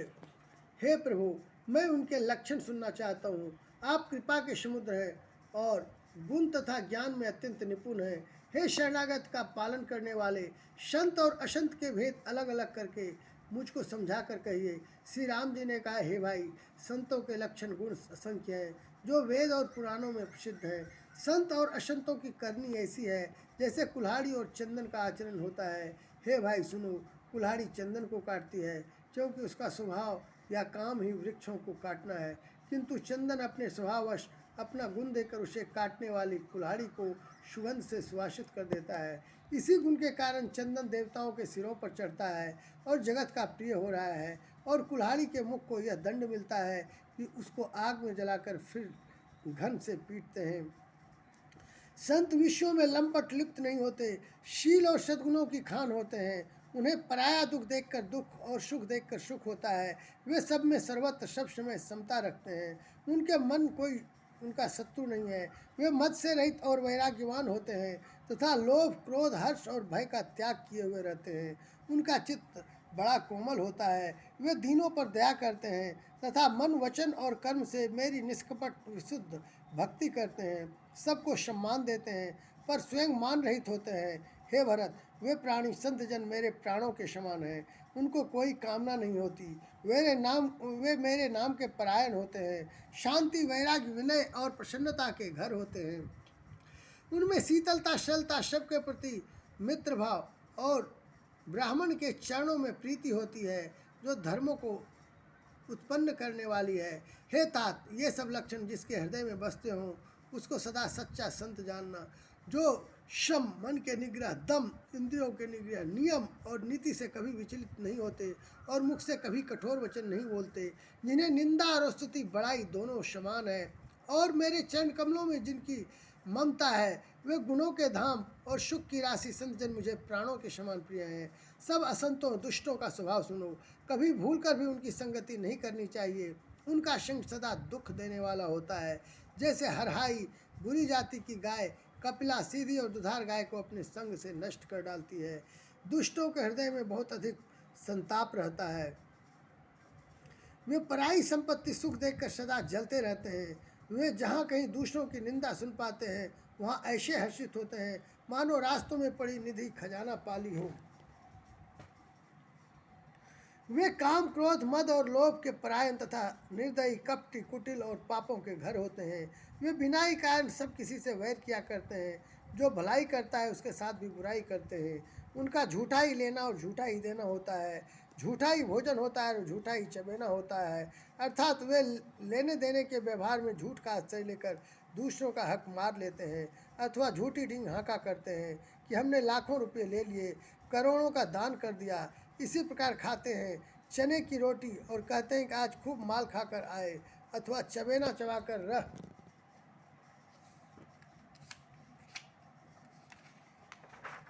जाते हैं और कहते हैं हमें बढ़िया भोजन से वैराग्य है इत्यादि। मतलब यह कि वे सभी बातों में झूठ ही बोला करते हैं। जैसे मोर बहुत मीठा बोलता है परंतु उसका हृदय ऐसा कठोर होता है कि वह महान विषैले सांपों को भी खा जाता है, वैसे ही वे भी ऊपर से मीठे वचन बोलते हैं परंतु हृदय के बड़े ही निर्दयी होते हैं। वे दूसरों से द्रोह करते हैं और पराई स्त्री, पराय धन तथा पराई निंदा में आसक्त रहते हैं। वे पामर और पापमय मनुष्य नर शरीर धारण किए हुए ही राक्षस ही हैं। लोभ ही उनका ओढ़ना और लोभ ही बिछोना होता है, अर्थात लोभ ही से वे सदा घिरे हुए रहते हैं। वे पशुओं के समान आहार और मैथुन के भी परायण होते हैं। उन्हें यमपुर का भय नहीं लगता। यदि किसी की बड़ाई सुन पाते हैं तो वे ऐसी दुख भरी सांस लेते हैं मानो उन्हें जूड़ी आ गई हो, और जब किसी की विपत्ति देखते हैं तब ऐसे सुखी होते हैं मानो जगत भर के राजा हो गए हों। वे स्वार्थपरायण, परिवार वालों के विरोधी, काम और लोभ के कारण लंपट और अत्यंत क्रोधी होते हैं। वे माता पिता, गुरु और ब्राह्मण किसी को नहीं मानते। आप तो नष्ट हुए ही रहते हैं, साथ ही अपने संग से दूसरों को भी नष्ट करते हैं। मोहवश दूसरों से द्रोह करते हैं। उन्हें न संतों का संग अच्छा लगता है, न भगवान की कथाएं सुहाती है। वे अवगुणों के समुद्र, मंदबुद्धि, कामी, राग युक्त, वेदों के निंदक और जबरदस्ती पराये धन के स्वामी, लूटने वाले होते हैं। वे दूसरों से द्रोह तो करते ही हैं, परंतु ब्राह्मण द्रोह विशेषता से करते हैं। उनके हृदय में दंभ और कपट भरा रहता है, परंतु वे ऊपर से सुंदर वेश धारण किए रहते हैं। ऐसे नीच और दुष्ट मनुष्य सतयुग और त्रेता में नहीं होते, द्वापर में थोड़े से होंगे और कलयुग में तो इनके झुंड के झुंड होंगे। हे भाई, दूसरों की भलाई के समान कोई धर्म नहीं है और दूसरों को दुख पहुंचाने के समान कोई नीचता पाप नहीं है। हे तात, समस्त पुराणों और वेदों का यह निर्णय निश्चित सिद्धांत मैंने तुमसे कहा है। इस बात को पंडित लोग जानते हैं। मनुष्य का शरीर धारण करके जो लोग दूसरों को दुख पहुंचाते हैं, उसको जन्म मृत्यु के महान संकट सहने पड़ते हैं। मनुष्य मोह व स्वार्थ परायण होकर अनेकों पाप करते हैं, इसी से उनका परलोक नष्ट हुआ रहता है। हे भाई, मैं उनके लिए काल रूप भयंकर हूँ और उनके अच्छे और बुरे कर्मों का यथा योग्य फल देने वाला हूँ। ऐसे विचार कर जो लोग परम चतुर हैं, संसार के प्रवाह को दुख रूप जानकर मुझे ही भजते हैं। इसी से वे शुभ और अशुभ फल देने वाले कर्मों को त्याग कर देवता और मनुष्य मुनियों के नायक मुझको भजते हैं। इस प्रकार मैंने संतों और असंतों के गुण कहे। जिन लोगों ने इन गुणों को समझ रखा है, वे जन्म मरण के चक्कर में नहीं पड़ते। हे तात, सुनो, माया से रचे हुए अनेक सब गुण और दोष हैं, इनकी कोई वास्तविक सत्ता नहीं है। गुण विवेक इसी में है कि दोनों ही न देखे जाएं, इन्हें देखना ही अविवेक है। भगवान के श्रीमुख से यह वचन सुनकर सब भाई हर्षित हो गए। प्रेम उनके हृदयों में समाता नहीं, वे बार बार बड़ी विनती करते हैं। विशेषकर हनुमान जी के हृदय में अपार हर्ष है। तदंतर श्री रामचंद्र जी अपने महल को गए। इस प्रकार वे नित्य नई लीला करते हैं। नारद मुनि अयोध्या में बार बार आते हैं और आकर श्री राम जी के पवित्र चरित्र आते हैं। मुनि यहाँ से नित्य नए नए चरित्र देख कर जाते हैं और ब्रह्मलोक में जाकर सब कथा कहते हैं। ब्रह्मा जी सुनकर अत्यंत सुख मानते हैं और कहते हैं कि हे तात, बार बार श्री राम जी के गुणों का गान करो। सनकादि मुनि नारद जी की सराहना करते हैं। यद्यपि वे सनकादि मुनि ब्रह्मनिष्ठ हैं, परंतु श्री राम जी का गुणगान सुनकर वे भी अपने ब्रह्म समाधि को भूल जाते हैं और आदर पूर्वक उसे सुनते हैं। वे राम कथा सुनने के श्रेष्ठ अधिकारी हैं। सनकादि मुनि जैसे जीवन मुक्त और ब्रह्मनिष्ठ पुरुष भी ध्यान ब्रह्म समाधि छोड़कर श्री राम जी के चरित्र सुनते हैं। यह जानकर भी जो श्री हरि की कथा से प्रेम नहीं करते, उनके हृदय सचमुच ही पत्थर के समान है। एक बार श्री रघुनाथ जी के बुलाए हुए गुरु वशिष्ठ जी, ब्राह्मण और अन्य सब नगर निवासी सभा में आए। जब गुरु मुनि ब्राह्मण था अन्य सब सज्जन यथा योग्य बैठ गए, तब भक्तों के जन्म मरण को मिटाने वाले श्री राम जी वचन बोले। हे समस्त नगरवासियों, मेरी बात सुनिए। यह बात मैं हृदय से कुछ ममता लाकर नहीं कहता हूँ। मैं अनीति की बात कहता हूँ और न इसमें कुछ प्रभुता ही है। न अनीति की बात कहता हूँ और न इसमें कुछ प्रभुता ही है। इसलिए संकोच और भय छोड़कर ध्यान देकर मेरी बातों को सुन लो और फिर यदि तुम्हें अच्छी लगे तो उसके अनुसार करो। वही मेरा सेवक है और वही प्रियतम है जो मेरी आज्ञा माने। हे भाई, यदि मैं कुछ अनीति की बात कहूँ तो भय भुलाकर बेखटक मुझे रोक देना। बड़े भाग्य से यह मनुष्य शरीर मिलता है। सब ग्रंथों ने यही कहा है कि यह शरीर देवताओं को भी दुर्लभ है, कठिनता से मिलता है। यह साधन का धाम और मोक्ष का दरवाजा है। इसे पाकर भी जिसने परलोक न बना लिया, वह परलोक में दुख पाता है, सिर पीट पीट कर पछताता है तथा अपना दोष न समझकर काल पर, कर्म पर और ईश्वर पर मिथ्या दोष लगाता है। हे भाई, इस शरीर के प्राप्त होने का फल विषय भोग नहीं है। इस जगत के भोगों की तो बात ही क्या, स्वर्ग का भोग भी बहुत थोड़ा है और अंत में दुख देने वाला है। अतः जो लोग मनुष्य शरीर पाकर विषयों में मन लगा देते हैं, वे मूर्ख अमृत को बदलकर विष ले लेते हैं।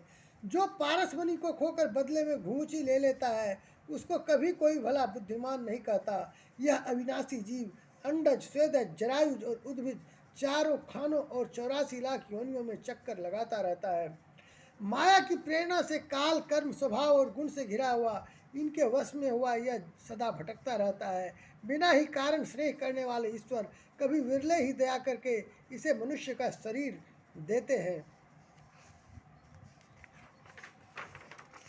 यह मनुष्य का शरीर भवसागर से तारने के लिए बेड़ा जहाज है। मेरी कृपा ही अनुकूल वायु है। सदगुरु इस मजबूत जहाज के कर्णधार खेने वाले हैं। इस प्रकार दुर्लभ कठिनता से मिलने वाले साधन सुलभ होकर भगवत कृपा से सहज ही उसे प्राप्त हो गए हैं। जो मनुष्य ऐसे साधन पाकर भी भवसागर से न तरे वह कृतघ्न और मंदबुद्धि है और आत्महत्या करने वाले की गति को प्राप्त होता है। यदि परलोक में और यहाँ दोनों जगह सुख चाहते हो तो मेरे वचन सुनकर उन्हें हृदय में दृढ़ता से पकड़ रखो। हे भाई, यह मेरी भक्ति का मार्ग सुलभ और सुखदायक है। पुरुषों और वेदों ने इसे गाया है। ज्ञान अगम दुर्गम है और उसकी प्राप्ति में अनेकों विघ्न है। उसका साधन कठिन है और उसमें मन के लिए कोई आधार नहीं है। बहुत कष्ट करने पर कोई उसे पा भी लेता है तो वह भी भक्ति रहित होने से मुझको प्रिय नहीं होता। भक्ति स्वतंत्र है और सब सुखों की खान है, परंतु सत्संग संतों के संग के बिना प्राणी इसे नहीं पा सकते और पुण्य समूह के बिना संत नहीं मिलते। सत्संगति ही संस्कृति जन्म मरण के चक्र का अंत करती है। जगत में पुण्य एक ही है, उसके समान दूसरा नहीं। वह है मन कर्म और वचन से ब्राह्मणों के चरणों की पूजा करना। जो कपट का त्याग करके ब्राह्मणों की सेवा करता है उस पर मुनि और देवता प्रसन्न रहते हैं। और भी एक गुप्त मत है, मैं उसे सबसे हाथ जोड़कर कहता हूँ कि शंकर जी के भजन बिना मनुष्य मेरी भक्ति नहीं पाता। कहो तो भक्ति मार्ग में कौन सा परिश्रम है? इसमें न योग की आवश्यकता है, न यज्ञ जप तप और उपवास की। यहाँ इतना ही आवश्यक है कि सरल स्वभाव ही, मन में कुटिलता न हो और जो कुछ मिले उसी में सदा संतोष रखे। मेरा दास कहलाकर यदि कोई मनुष्यों की आशा करता है तो तुम ही कहो उसका क्या विश्वास है, अर्थात उसकी मुझ पर आस्था बहुत ही निर्बल है। बहुत बात बढ़ाकर क्या कहूँ हे भाइयों, मैं तो इसी आचरण के वश में हूँ। न किसी से वैर करे, न लड़ाई झगड़ा करे, न आशा रखे, न भय ही करे। उसके लिए सभी दिशाएं सदा सुखमयी हैं। जो कोई भी आरंभ फल की इच्छा से कर्म नहीं करता, जिसका कोई अपना घर नहीं है, जिसकी घर में ममता नहीं है, जो मानहीन पापहीन और क्रोधहीन है, जो भक्ति करने में निपुण और विज्ञानवान है, संत जनों के संसर्ग सत्संग से जिसे सदा प्रेम है, जिसके मन में सब विषय यहाँ तक कि स्वर्ग और मुक्ति तक भक्ति के सामने तृण के समान है, जो भक्ति के पक्ष में हट करता है पर दूसरे के मत का खंडन करने की मूर्खता नहीं करता, तथा जिसने सब कुतर्कों को दूर बहा दिया है, जो मेरे गुण समूहों के और मेरे नाम के परायण है एवं ममता मद और मोह से रहित है, उसका सुख वही जानता है जो परमात्मा रूप परमानंद राशि को प्राप्त है। श्री रामचंद्र जी के अमृत के समान वचन सुनकर सब ने कृपा धाम के चरण पकड़ लिए और कहा, हे कृपा निधान, आप हमारे माता पिता गुरु भाई सब कुछ हैं और प्राणों से भी अधिक प्रिय हैं। और हे शरणागत के दुख हरने वाले राम जी, आप ही हमारे शरीर धन घर द्वार और सभी प्रकार से हित करने वाले हैं। ऐसी शिक्षा आपके अतिरिक्त कोई नहीं दे सकता। माता पिता हितैषी हैं और शिक्षा भी देते हैं, परंतु वे भी स्वार्थ परायण हैं, इसलिए ऐसी परम हितकारी शिक्षा नहीं देते। हे असुरों के शत्रु, जगत में बिना हेतु के निस्वार्थ उपकार करने वाले तो दो ही हैं, एक आप, दूसरे आपके सेवक। जगत में शेष सभी स्वार्थ के मित्र हैं। हे प्रभु, उनमें स्वप्न में भी परमार्थ का भाव नहीं है। सबके प्रेम रस में सने हुए वचन सुनकर श्री रघुनाथ जी हृदय में हर्षित हुए। फिर आज्ञा पाकर सब प्रभु की सुंदर बातचीत का वर्णन करते हुए अपने अपने घर गए। शिव जी कहते हैं, हे उमा, अयोध्या में रहने वाले पुरुष और स्त्री सभी कृतार्थ स्वरूप हैं, जहाँ स्वयं सच्चिदानंद घन ब्रह्म श्री रघुनाथ जी राजा हैं। एक बार मुनि वशिष्ठ जी वहाँ आए, जहाँ सुंदर सुख के धाम श्री राम जी थे। श्री रघुनाथ जी ने उनका बहुत ही आदर सत्कार किया और उनके चरण धोकर चरणामृत लिया। मुनि ने हाथ जोड़ कहा, हे कृपा सागर श्री राम जी, मेरी कुछ विनती सुनिए। आपके आचरणों मनुष्योचित चरित्रों को देख देख कर मेरे हृदय में अपार मोह भ्रम होता है। हे भगवान, आपकी महिमा की सीमा नहीं है, उसे वेद भी नहीं जानते, फिर मैं किस प्रकार कह सकता हूँ। पुरोहिती का कर्म पेशा बहुत ही नीचा है। वेद पुराण और स्मृति सभी इसकी निंदा करते हैं। जब मैं उसे सूर्यवंश की पुरोहिती का काम नहीं लेता था, तब ब्रह्मा जी ने मुझे कहा था, हे पुत्र, इससे तुमको आगे चलकर बहुत लाभ होगा। स्वयं ब्रह्म परमात्मा मनुष्य रूप धारण कर रघुकुल के भूषण राजा होंगे। तब मैंने हृदय में विचार किया कि जिसके लिए योग, यज्ञ, व्रत और दान किए जाते हैं, उसे मैं इसी कर्म से पा जाऊंगा। तब तो इसके समान दूसरा कोई धर्म ही नहीं है। जब तप, नियम, जोग, अपने अपने वर्णाश्रम के धर्म श्रुतियों से उत्पन्न वेद विहित बहुत से शुभ कर्म, ज्ञान, दया, दम, इंद्रिय निग्रह, तीर्थ स्नान आदि जहाँ तक वेद और संत जनों ने धर्म कहे हैं, उनके करने का, तथा हे प्रभु, अनेक तंत्र, वेद और पुराणों के पढ़ने और सुनने का सर्वोत्तम फल एक ही है, और सब साधनों का भी यही एक सुंदर फल है कि आपके चरण कमलों में सदा सर्वदा प्रेम हो। मैल से धोने से क्या मैल छूटता है?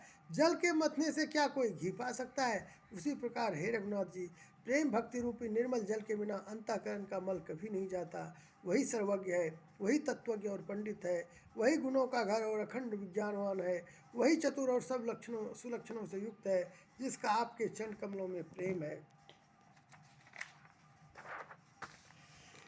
हे नाथ, हे श्री राम जी, मैं आपसे एक बार मांगता हूँ, कृपा करके दीजिए।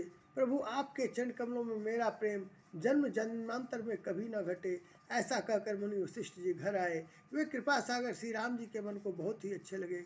तदनंतर सेवकों को सुख देने वाले श्री राम जी ने हनुमान जी तथा भरत जी आदि भाइयों को साथ लिया और फिर कृपालु श्री राम जी नगर के बाहर गए और वहाँ उन्होंने हाथी, रथ और घोड़े मंगवाए। उन्हें देखकर कृपा के प्रभु करके प्रभु ने सबकी सराहना की और उनको जिस जिसने चाहा उसको उचित जानकर दिया। संसार के सभी श्रमों को हरने वाले प्रभु ने हाथी, घोड़े आदि बांटने में श्रम का अनुभव किया और श्रम मिटाने को वहाँ गए जहाँ शीतल अमराई आमों का बगीचा था। वहाँ भरत जी ने अपना वस्त्र बिछा दिया। प्रभु उस पर बैठ गए और सब भाई उनकी सेवा करने लगे। उस समय पवन पुत्र हनुमान जी पवन पंखा करने लगे।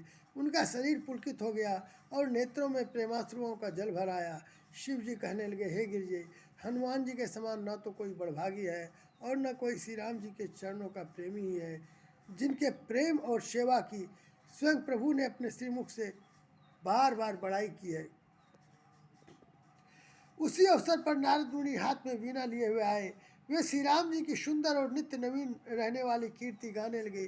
कृपा पूर्वक देख लेने वाले ने मात्र से शोक के छुड़ाने वाले, हे कमल नयन, मेरी ओर देखिए, मुझ पर भी कृपा दृष्टि कीजिए। हे हरि, आप नील कमल के समान श्याम वर्ण और कामदेव के शत्रु महादेव जी के हृदय कमल के मकरंद प्रेम रस के पान करने वाले भ्रमर हैं।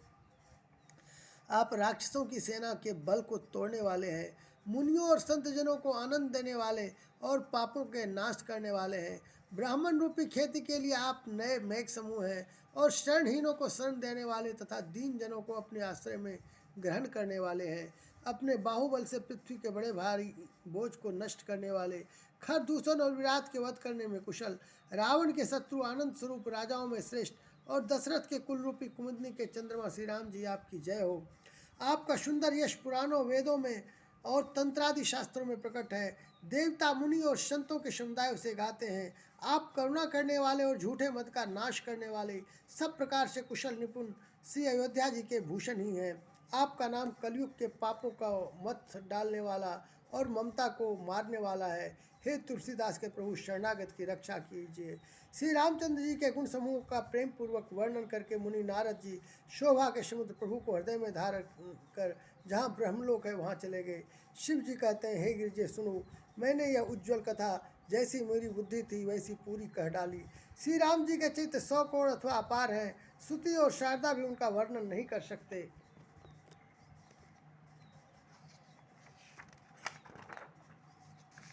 भगवान श्री राम अनंत हैं, उनके गुण अनंत हैं, जन्म, कर्म और नाम भी अनंत हैं। जल की बूंदे और पृथ्वी के रजकन चाहे गिने जा सकते हो, पर श्री रघुनाथ जी के चरित्र वर्णन करने से नहीं चुकते।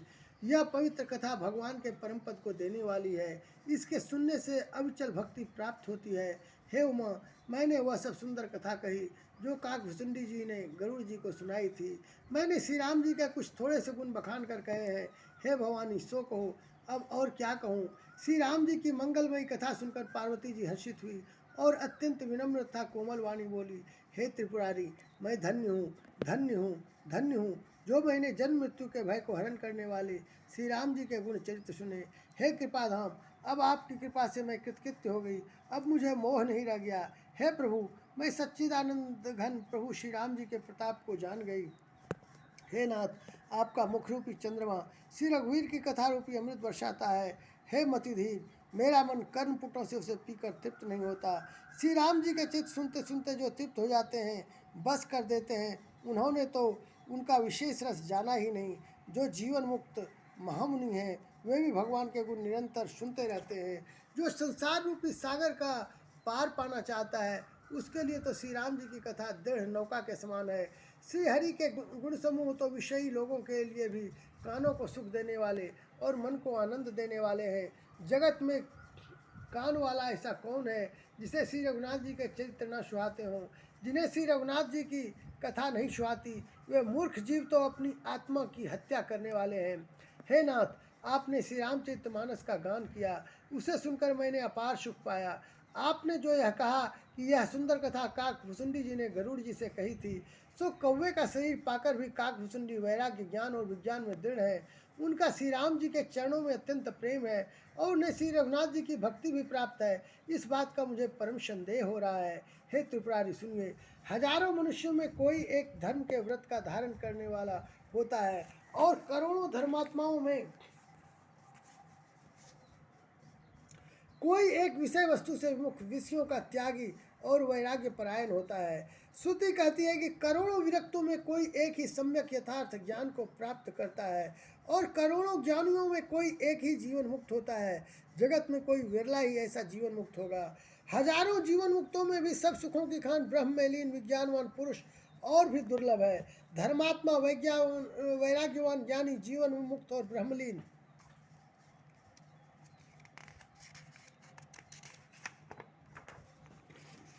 इन सब में भी देवाधिदेव महादेव जी वह प्राणी अत्यंत दुर्लभ है जो मद और माया से रहित होकर श्री राम जी के भक्ति के परायण हो। हे विश्वनाथ, ऐसी दुर्लभ हरि भक्ति को कौवा कैसे पा गया, मुझे समझा कर कहिए। हे नाथ, कहिए, ऐसे श्री राम परायण ज्ञान रहित गुणधाम और धीर बुद्धि भुषुंडी जी ने कौवे का शरीर किस कारण पाया। हे कृपालु, बताइए, उस कौवे ने प्रभु का यह पवित्र और सुंदर चरित्र कहाँ पाया।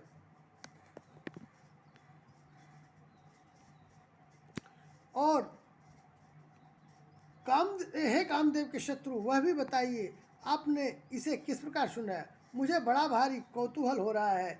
गरुड़ जी तो महान ज्ञानी, सद्गुणों की राशि, श्री हरि के सेवक और उनके अत्यंत निकट रहने वाले उनके वाहन ही हैं। उन्होंने मुनियों के समूह को छोड़कर कौवे से जाकर हरि कथा किस कारण सुनी। कहिए, काकभुसुंडी और गरुड़, इन दोनों हरिभक्तों की बातचीत किस प्रकार हुई। पार्वती जी की सरल सुंदर वाणी सुनकर शिव जी सुख पाकर आदर के साथ बोले, हे सती, तुम धन्य हो, तुम्हारी बुद्धि अत्यंत पवित्र है। श्री रघुनाथ जी के चरणों में तुम्हारा कम प्रेम नहीं है, अत्यधिक प्रेम है। अब वह परम पवित्र इतिहास सुनो, जिसे सुनने से सारे लोगों के भ्रम का नाश हो जाता है तथा श्री राम जी के चरणों में विश्वास उत्पन्न होता है और मनुष्य बिना ही परिश्रम संसार रूपी समुद्र से तर जाता है। पक्षीराज गरुड़ जी ने भी जाकर काकभुसुंडी जी से प्राय ऐसे ही प्रश्न किए थे। हे उमा, मैं वह सब आदर सहित कहूँगा, तुम मन लगाकर सुनो। मैंने जिस प्रकार वह भाव जन्म मृत्यु से छुड़ाने वाली कथा सुनी, हे सुमुखी, हे सुलोचनी, वह प्रसंग सुनो। पहले तुम्हारा अवतार दक्ष के घर हुआ था, तब तुम्हारा नाम सती था। दक्ष के यज्ञ में तुम्हारा अपमान हुआ, तब प्रभु तुमने अत्यंत क्रोध करके प्राण त्याग दिए थे और फिर मेरे सेवकों ने यज्ञ विध्वंस कर दिया था। वह सारा प्रसंग तुम जानती ही हो। तब मेरे मन में बड़ा सोच हुआ और हे प्रिय, मैं तुम्हारे वियोग से दुखी हो गया। मैं विरक्त भाव से सुंदर वन पर्वत, नदी और तालाबों का कौतुक दृश्य देखता फिरता था। सुमेरु पर्वत की उत्तर दिशा में और भी दूर एक बहुत ही सुंदर नील पर्वत है। उसके सुंदर स्वर्णमय शिखर है। उनमें से 4 सुंदर शिखर मेरे मन को बहुत ही अच्छे लगे। उन शिखरों में एक एक पर बरगद, पीपल, पाकर और आम का एक एक विशाल वृक्ष है। पर्वत के ऊपर एक सुंदर तालाब शोभित है, जिसकी मणियों की सीढ़ियाँ देखकर मन मोहित हो जाता है। उसका जल शीतल, निर्मल और मीठा है। उसमें रंग बिरंगे बहुत से कमल खिले हुए हैं। हंसगण मधुर स्वर से बोल रहे हैं और भौरे सुंदर गुंजार कर रहे हैं।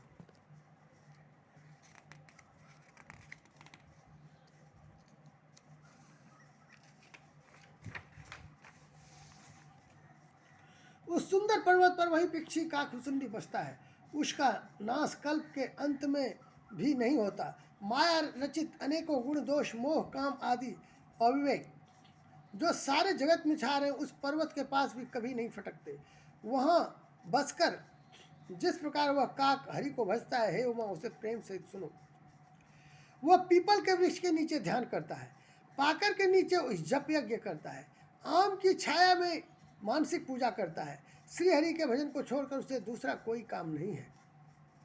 बरगद के नीचे वह श्री हरि की कथाओं के प्रसंग कहता है। वहाँ अनेकों पक्षी आते और कथा सुनते हैं। यह विचित्र रामचरित्र को अनेकों प्रकार से प्रेम से आदर पूर्वक गान करता है। सब निर्मल बुद्धि वाले हंस जो सदा उस तालाब पर बसते हैं उसे सुनते हैं। जब मैंने वहां जाकर यह कौतुक दृश्य देखा तब मेरे हृदय में विशेष आनंद उत्पन्न हुआ। तब मैंने हंस का शरीर धारण कर कुछ समय वहां निवास किया और श्री रघुनाथ जी के गुणों का आदर सहित सुनकर फिर कैलाश को लौट आया। हे गिरिजय, मैंने वह सब इतिहास कहा कि जिस समय मैं काकभुसुंडी के पास गया था। अब वह कथा सुनो जिस कारण से पक्षी कुल के ध्वजा गरुड़ जी उस काक के पास गए थे।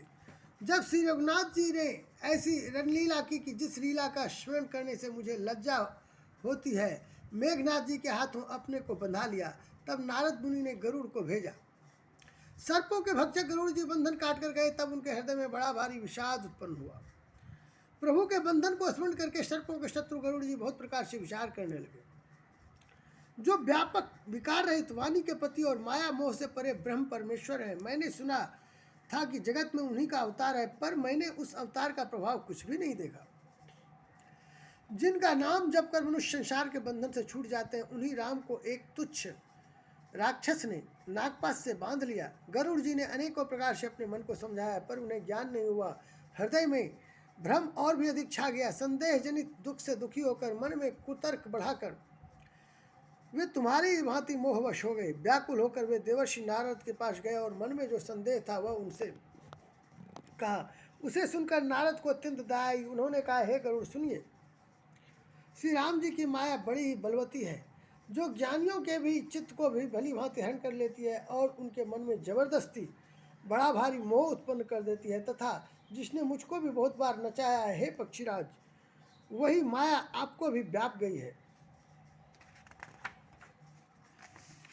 हे गरुड़, आपके हृदय में बड़ा भारी मोह उत्पन्न हो गया है, वह यह मेरे समझने से तुरंत नहीं मिटेगा। अतः हे पक्षीराज, आप ब्रह्मा जी के पास जाइए और वहाँ जिस काम के लिए आदेश मिले वही कीजिएगा। ऐसा कहकर परम सुजान देवर्षि नारद जी श्री राम जी का गुणगान करते हुए और बारंबार श्री हरि की माया का बल वर्णन करते हुए चले। तब पक्षीराज गरुड़ ब्रह्मा जी के पास गए और अपना संदेह उन्हें कह सुनाया। उसे सुनकर ब्रह्मा जी ने श्री रामचंद्र जी को सिर नवाया और उनके प्रताप को समझकर उनके अत्यंत प्रेम छा गया। ब्रह्मा जी मन में विचार करने लगे कि कवि कोविद और ज्ञानी सभी माया के वश है। भगवान की माया का प्रभाव असीम है, जिसने मुझ तक को अनेकों बार नचाया है। यह सारा चराचर जगत तो मेरा रचा हुआ है। जब मैं ही मायावश नाचने लगता हूँ तब पक्षीराज गरुड़ को मोह होना कोई आश्चर्य की बात नहीं है। तदनंतर ब्रह्मा जी सुंदर वाणी बोले, श्री राम जी की महिमा को महादेव जी जानते हैं। हे गरुड़, तुम शंकर जी के पास जाओ। हे तात, और कहीं किसी से ना पूछना, तुम्हारे संदेह का नाश नहीं होगा। ब्रह्मा जी का वचन सुनते ही गरुड़ जी चल दिए। तब बड़ी आतुरता उतावली से पक्षीराज गरुड़ मेरे पास आए। हे उमा, उस समय मैं कुबेर के घर जा रहा था और तुम कैलाश पर थी। गरुड़ ने आदर पूर्वक मेरे चरणों में सिर नवाया और फिर मुझको अपना संदेह सुनाया। हे भवानी, उनकी विनती और कोमल वाणी सुनकर मैंने प्रेम सहित उनसे कहा, हे गरुड़, तुम मुझे रास्ते में मिले हो, राह चलते मैं तुम्हें किस प्रकार समझाऊं। सब संदेहों को तो तभी नाश हो जब दीर्घ काल तक सत्संग किया जाए और वहाँ सत्संग में सुंदर हरि कथा सुनी जाए, जिसे मुनियों ने अनेकों प्रकार से गाया है और जिसके आदि मध्य और अंत में भगवान श्री रामचंद्र जी ही प्रतिपाद्य प्रभु हैं। हे भाई, जहाँ प्रतिदिन हरि कथा होती है तुमको मैं वहीं भेजता हूँ। तुम जाकर उसे सुनो, उसे सुनते ही तुम्हारा सब संदेह दूर हो जाएगा और तुम्हें श्री राम जी के चरणों में अत्यंत प्रेम होगा। सत्संग के बिना हरि की कथा सुनने को नहीं मिलती, उसके बिना मोह नहीं भागता और मोह के गए बिना श्री रामचंद्र जी के चरणों में दृढ़ अचल प्रेम नहीं होता। बिना प्रेम के केवल योग, तप, ज्ञान और वैराग्य आदि के करने से श्री रघुनाथ जी नहीं मिलते। अतएव तुम सत्संग के लिए वहां जाओ जहां उत्तर दिशा में एक सुंदर नील पर्वत है। वहाँ परम सुशील काकभुसुंडी जी रहते हैं। वे राम भक्ति के मार्ग में परम प्रवीण है, ज्ञानी है, गुणों के धाम है और बहुत काल के हैं। वे निरंतर श्री रामचंद्र जी की कथा कहते रहते हैं, जिसे भांति भांति के श्रेष्ठ पक्षी आदर सहित सुनते हैं।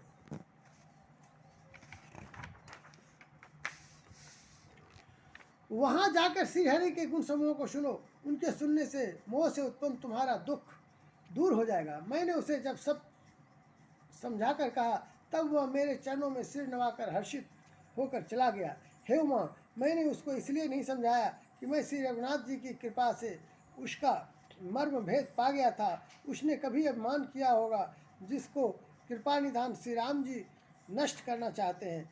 फिर कुछ इस कारण भी मैंने उसको अपने पास नहीं रखा कि पक्षी पक्षी का ही एक ही बोली समझते हैं। हे भवानी, प्रभु की माया बड़ी ही बलवती है। ऐसा कौन ज्ञानी है जिसे वह न मोह ले, जो ज्ञानियों में और भक्तों में श्रोमणी है एवं त्रिभुवनपति भगवान के वाहन है। उन गरुड़ को भी माया ने मोह लिया, फिर भी नीच मनुष्य मूर्खतावश घमंड किया करते हैं। मास परायण 28वां विश्राम।